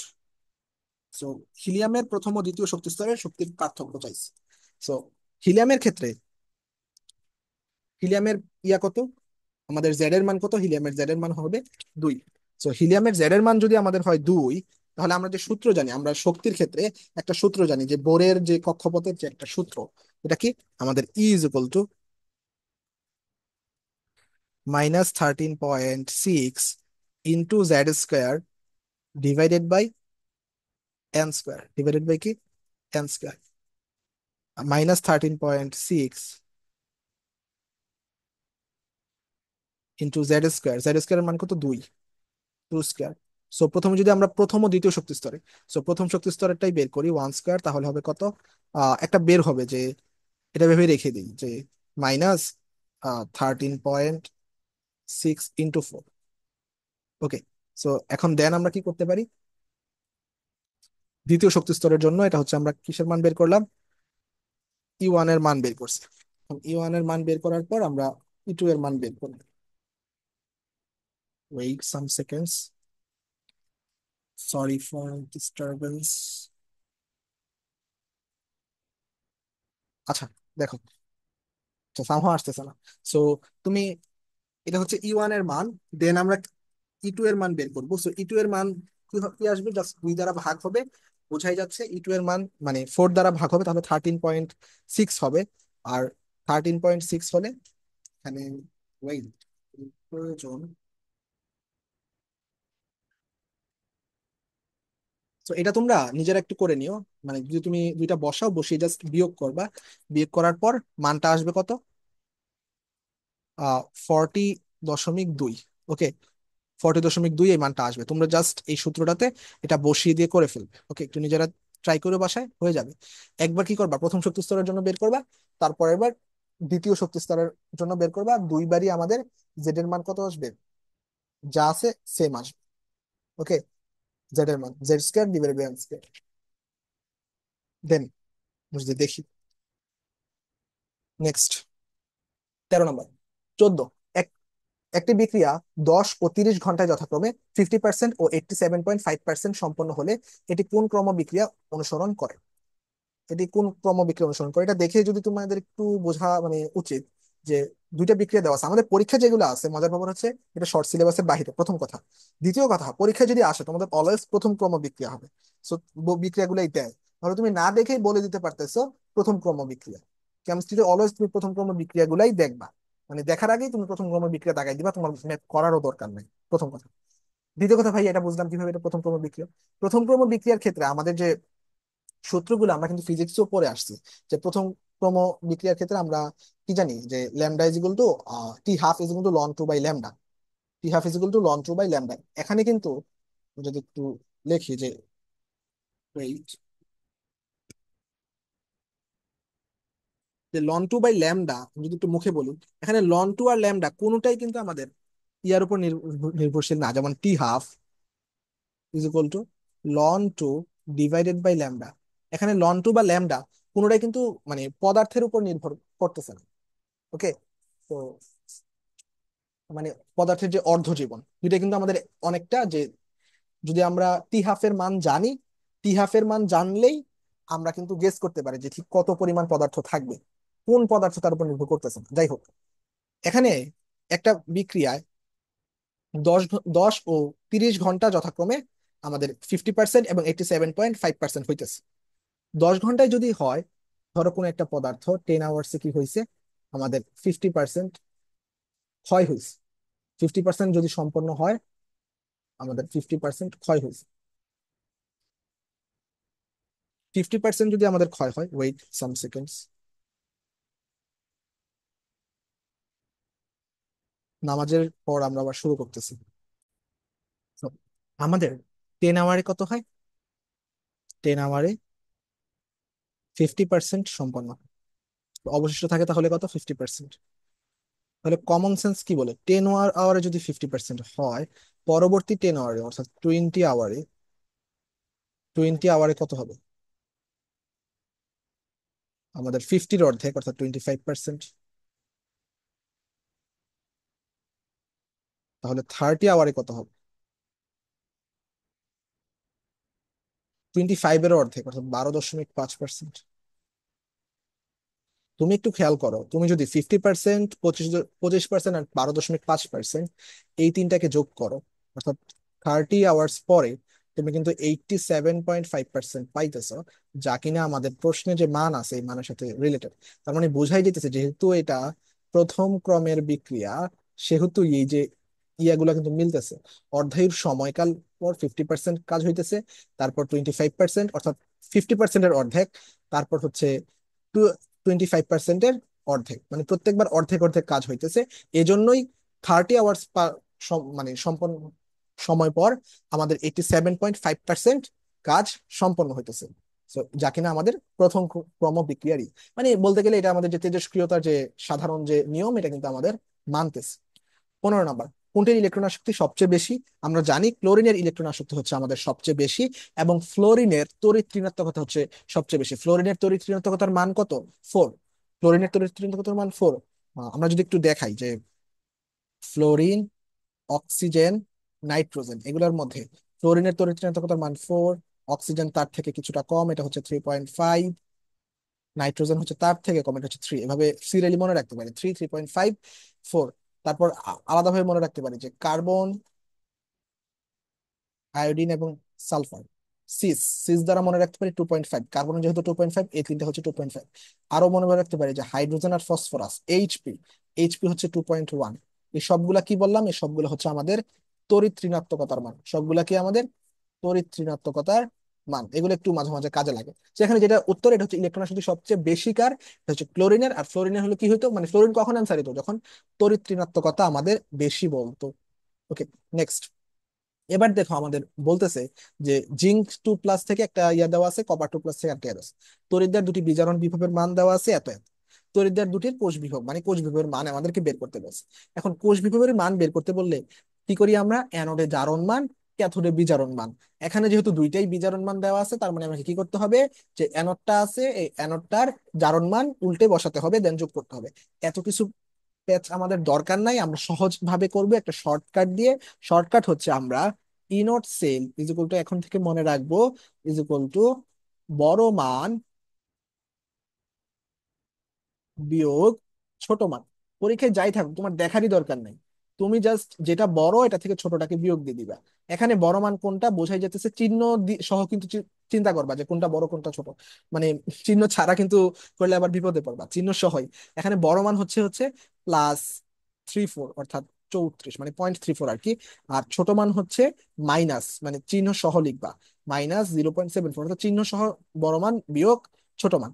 এবার যদি আমরা মাইনাসে মাইনাসে প্লাস হয়ে যাচ্ছে, তাহলে দুইটা যদি যোগ করি, +1.08 ভোল্ট হয়ে যাচ্ছে। তাহলে তাহলে আমাদের অ্যান্সার হবে কি, আমাদের সি নাম্বার। তুমি অ্যানোডে জারণ মান, ক্যাথোডে বিজারণ মান যোগ করো, দেন দেখবা সেম রেজাল্টই আসবে। ওকে, এভাবে করলে তোমার একটু সময় সেভ হবে। দেন 17 নাম্বার, কোনটি অম্লধর্মী অক্সাইড নয়। সো অম্লধর্মী অক্সাইড নয় মানে হচ্ছে এখানে দেখতে হবে কোনটা অম্লধর্মী অক্সাইড নয়। এখানে মূলত নিরপেক্ষ অক্সাইডটাই আমাদেরকে বের করতে বলবে। তো আমরা একটু মুখস্থ করবো কিছু জিনিস, যে নিরপেক্ষ অক্সাইড কোনগুলা। আমরা যদি বলি যে নিরপেক্ষ অক্সাইড, তাই তো, নিরপেক্ষ অক্সাইড, অক্সাইড। তো অক্সাইড কোনটা, কি অক্সাইড, এগুলো একটু তোমাকে মানে মনে রাখাটা ভালো। মনে রাখবা, মানে প্রথম স্বাভাবিকভাবে মনে রাখবা যে ধাতুর যে অক্সাইড গুলা আছে, ধাতুর অক্সাইড গুলা সাধারণত আমাদের ক্ষারীয় হয়। অধাতুর অক্সাইড গুলা আমাদের হয়, মানে কি বলে, অধাতুর অক্সাইড গুলো হয় অম্লীয়, ধাতুর অক্সাইড গুলো হয় আমাদের ক্ষারীয়। কি বললাম, ধাতুর অক্সাইড গুলো হয় কি আমাদের ক্ষারীয়, অধাতুর অক্সাইড গুলো হয় অম্লীয়। আচ্ছা, এখন তো ভাই কিছু জিনিস তো নিরপেক্ষ আছে, তাই না। নিরপেক্ষ গুলো আমরা এভাবে মনে রাখতে পারি যে কোনো পানি নাই, কোনো পানি নাই। যে ভাইয়া কোনটা দ্বারা কি বোঝাচ্ছেন, বোঝাচ্ছি হলো কো দিয়ে হচ্ছে আমাদের কোবাল্ট, মানে কার্বন মনোক্সাইড, সরি, নো দ্বারা, মানে এখানে তো নো হবে,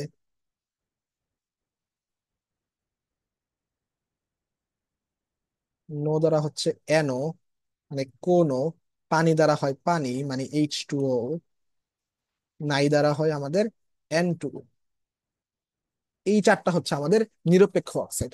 তাহলে এখান থেকে কিন্তু আমরা বলতে পারতেছি, নিরপেক্ষ অক্সাইড গুলো মুখস্থ থাকলেই আমরা বলতে পারতেছি এইটা হচ্ছে আমাদের নিরপেক্ষ অক্সাইড। কারণ নাই, কোনো পানি নাই এর নাইতে আমরা N2O পাচ্ছি, অর্থাৎ N2O হচ্ছে আমাদের মানে নিরপেক্ষ oxide. And then SO2, sulphur, sulphur যেহেতু আছে তার মানে কি এটা অম্লীয় অক্সাইড হবে। ভাই কেন হবে, এটা হচ্ছে অধাতু, সালফার এটা কি আমাদের অধাতু না, সালফার ডাইঅক্সাইড, তো এটা অধাতুর অক্সাইড যেহেতু অম্লীয়, সালফার ডাইঅক্সাইড কি হবে আমাদের অম্লীয়। আচ্ছা, এখানে কিছু দেখো ভাইয়া, নাইট্রোজেনের কিছু অক্সাইড দেওয়া আছে। নাইট্রোজেনের কিছু অক্সাইড আমরা যদি আরো কিছু জানতে চাই, নাইট্রোজেনের 5টা অক্সাইড মোটামুটি পাওয়া যায়। এটা যদি আমরা একটু লিখি, যে ধরো কিভাবে লেখা যায়, এই যে ধরো প্রথম কথা হচ্ছে N2O, N2O, NO, দেন যদি আমরা লিখি N2O3, N2O4, N2O5।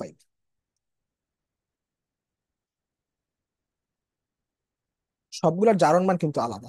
এটার এখানে আমাদের নাইট্রোজেনের জারণ মান হচ্ছে 1, এখানে নাইট্রোজেনের জারণ মান হচ্ছে 2, এখানে নাইট্রোজেনের জারণ মান হচ্ছে কত আমাদের 3, এখানে নাইট্রোজেনের জারণ মান হবে আমাদের 4, এখানে নাইট্রোজেনের জারণ মান হবে আমাদের 5। সো মনে রাখবো প্রথম যে দুইটা আছে আমাদের, এই যে প্রথম দুইটা, এই দুইটা হচ্ছে আমাদের শুধুমাত্র নিরপেক্ষ অক্সাইড, এবং এই বাকিগুলো হচ্ছে আমাদের এসিডিক অক্সাইড, বাকিগুলো আমাদের এসিডিক অক্সাইড। মানে কি বললাম, নিরপেক্ষ অক্সাইড কোনগুলা আর এসিডিক অক্সাইড কোনগুলা, এগুলো হচ্ছে আমাদের নিরপেক্ষ, নিরপেক্ষ নিরপেক্ষ, আর এটা হচ্ছে আমাদের কি, অ্যাসিডিক, অ্যাসিডিক অক্সাইড। ওকে, তো তাহলে আমাদের অ্যান্সার হবে ডি নাম্বার, এটা হচ্ছে আমাদের নিরপেক্ষ অক্সাইড। তো অনেক কিছু দেখে ফেললাম যাতে পরীক্ষায় কাজে লাগে। এন্ড একইভাবে তোমরা মনে রাখতে পারো যে ধাতুর অক্সাইড গুলা কি হয়, ক্ষারীয়, অধাতুর অক্সাইড গুলো অম্লীয়। 18 নাম্বার, CH3 একটা মানে ইয়া দেওয়া আছে, এটার আইউপ্যাক নাম কথা, এটা কিন্তু বেশ সহজ প্রশ্ন, বুঝাই যেতেছে। মানে নামকরণ আসলে কিন্তু তোমরা সবাই পারো প্রায়, আমি মনে করবো। সো দেখো, এখানে প্রথমে দিছে কি, যে একটা ট্রিপল বন্ড আছে, একটা ডাবল বন্ড আছে। সো কোথা থেকে আসলে আমরা আগে পাবো, নিশ্চয়ই আমরা এদিক থেকে আসলে আমরা আগে পাইতেছি, তাহলে এদিক থেকে আমরা নামকরণ করব। নামকরণ করলে আমরা কি দেখলাম, এটা হচ্ছে আমাদের 1 নাম্বার কার্বন, এটা হচ্ছে আমাদের 2, এটা হচ্ছে 3, এটা হচ্ছে 4, এটা হচ্ছে 5, এটা হচ্ছে 6। এখন নামকরণের একটা ব্যাপার আছে, এটা কিন্তু আমরা ইন আগে লিখবো না আইন আগে লিখবো, যেহেতু এখানে অন্য কোনো মূলক আমরা পাচ্ছি না, ইন আইন এই দুইটা দিয়ে আমাদের বসাতে হবে। তাহলে ইন লিখবো না আইন লিখবো? সো ইন তুমি যদি দেখো ভাইয়া, ইন ই দিয়ে শুরু হয়, আর আইন ইয়া দিয়ে শুরু হয়। ওকে, একইভাবে আমরা কিন্তু জানি যে ইন কিন্তু আমাদের সক্রিয়তা সিরিজের আগে, ইন কিন্তু আমাদের সক্রিয়তা সিরিজের কি আগে পাই আমরা, যেহেতু সক্রিয়তা সিরিজের আগে আমরা ইন পাই, তাহলে আমাদেরকে ইনকে বসাতে হবে ওই হিসাবে। আরেকভাবে যদি আমরা চিন্তা করি, আমাদের যদি সিলেবল চিন্তা করি, মানে ওয়ার্ড চিন্তা করি, ই কিন্তু ওয়াই এর আগে, ওয়াই এর আগে কিন্তু ই, তাহলে ওই হিসাবে আমরা কিন্তু আহ ইন বসাতে হবে। ওকে, সো এটা মূলত মিথিনাইন। ওকে, মানে এই যৌগটা মূলত অ্যালকিনাইন, এভাবে লিখে এগুলা, মানে কিভাবে লেখে, অ্যালকি কি নাইন, এভাবে মূলত এই যৌগগুলা হয়। সো এখন তার মানে আমরা ইন আগে লিখবো। সো ইন কয় নাম্বার আছে, ইন আছে আমাদের 3 নাম্বারে। 3 নাম্বারে যদি ইন ইন থাকে আমরা লিখবো, এটা যেহেতু ছয়টা ইয়া, তার মানে আমরা লিখতে পারি এটা হচ্ছে হেক্স।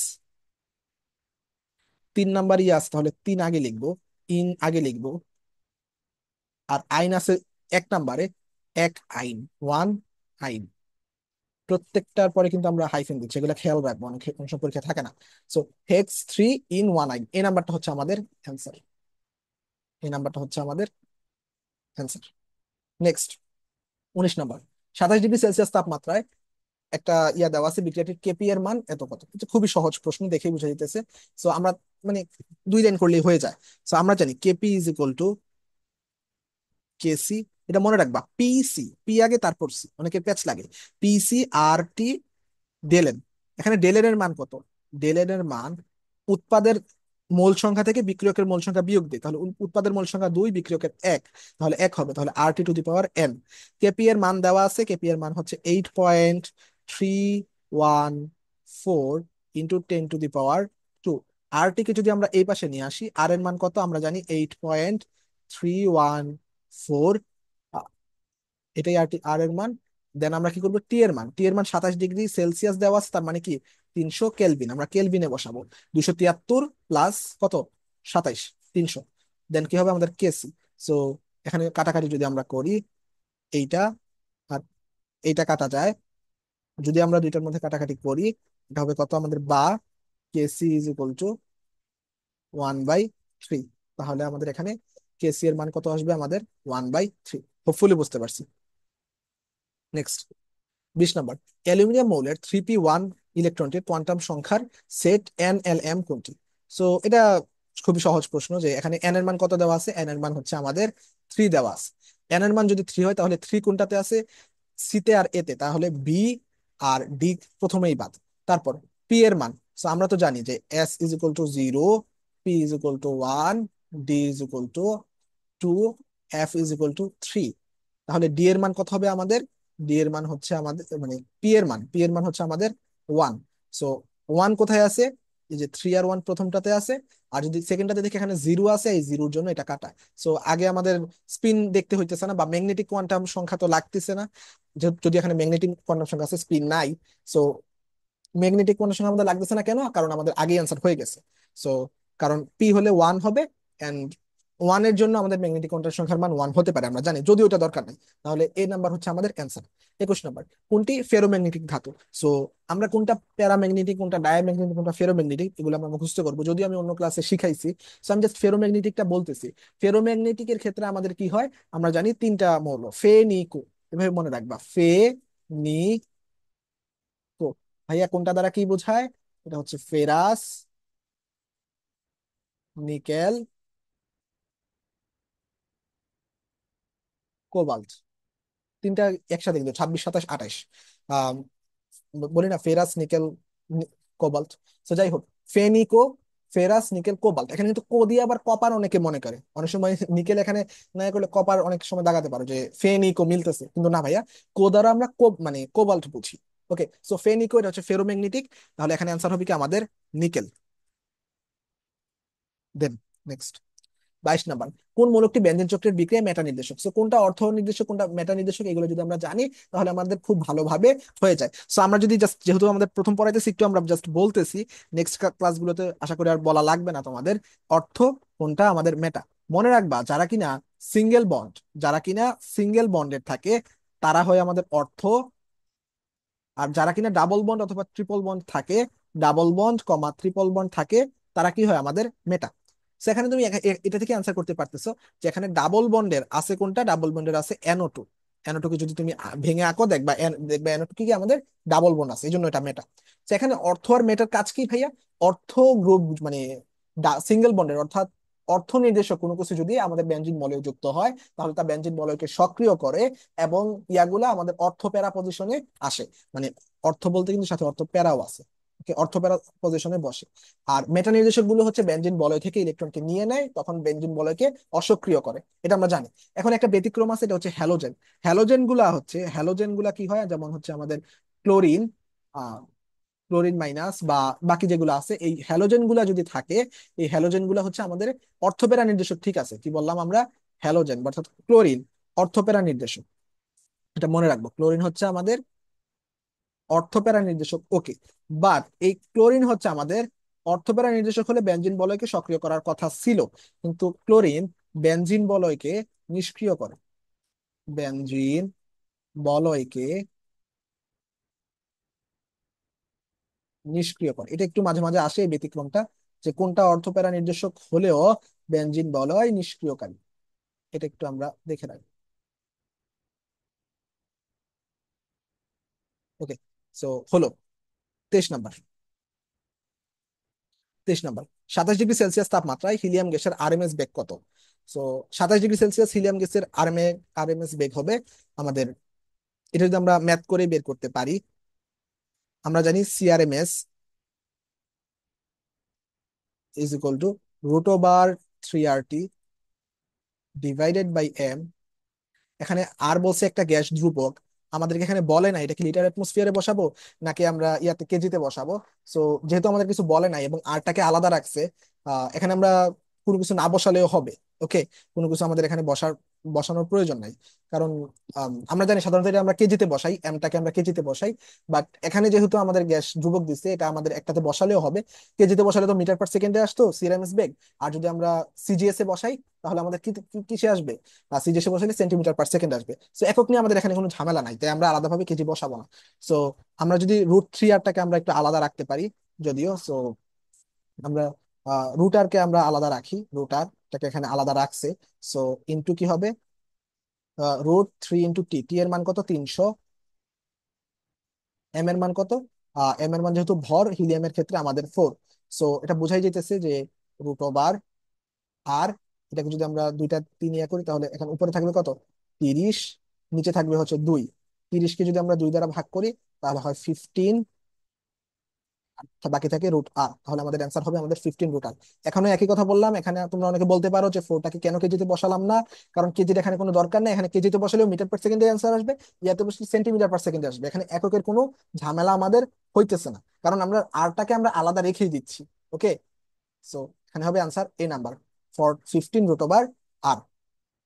দেন নেক্সট, 24 নাম্বার, বেনজিনের নাইট্রেশনের জন্য কোন নাইট্রেটিং এজেন্টের দরকার হয়? আমরা জানি এখানে মানে নাইট্রিক অ্যাসিড ব্যবহৃত হয়, HNO3। সো এই নাইট্রিক অ্যাসিডটা কিভাবে ভাঙে? এটা হচ্ছে আমাদের NO2+ আর OH- ভাঙে। তাহলে কোন নাইট্রেটিং এজেন্টটা আমাদের লাগতেছে, বা কোন ইলেকট্রোফাইলটা বা কোন ইলেকট্রন আকর্ষিতা আমাদের লাগতেছে? এটা হচ্ছে NO2+ এজেন্টটা আমাদের লাগতেছে। ওকে, প্লাস তো ইলেকট্রোফাইল মানে হয়, আর মাইনাস থাকলে নিউক্লিওফাইল হয়। 25 নম্বর, আধুনিক পর্যায় সারণীতে মৌলসমূহের ভৌত ও রাসায়নিক ধর্ম পর্যায়ক্রমে নিম্নের কোনটির সংখ্যার ভিত্তিতে আবর্তিত হয়? এটা হচ্ছে মানে প্রোটন সংখ্যার ভিত্তিতে আমাদের আবর্তিত হয়। আর আমরা তো প্রোটন সংখ্যার মাধ্যমে আমরা ইলেকট্রন সংখ্যা নির্ণয় করি, দেন সেখান থেকে আমরা পর্যায় সারণী করি। সো মূলত প্রোটন সংখ্যা, নিউট্রন কিন্তু একা কখনোই মানে নিউট্রন কিন্তু কোনো কাজেই আমরা ব্যবহার করি না, এবং এখানেও নিউট্রন আছে, তাহলে নিউট্রন থাকলে বাদ, নিউট্রন থাকলে বাদ, এভাবে কিন্তু আমরা অ্যান্সার করতে পারি। এবং একটা সহজ প্রশ্ন ছিল যে প্রোটন সংখ্যার ভিত্তিতে আবর্তিত হয়। ওকে, সো দেন আমাদের কথা হচ্ছে এখন বায়োলজি প্রশ্ন। সো বায়োলজি প্রশ্নটা আমরা আরেকটা ক্লাসে দিব, প্রবলেম নাই। সো এতটুকু তোমরা বুঝতে পারছো কিনা এটা তোমরা আমাকে জানাতে পারো। এন্ড ক্লাসটি কেমন লাগলো, ভালো লাগলে একটা লাইক দিতে পারো, এন্ড দেখা হবে তাহলে নেক্সট ক্লাসে। ওকে, টাটা।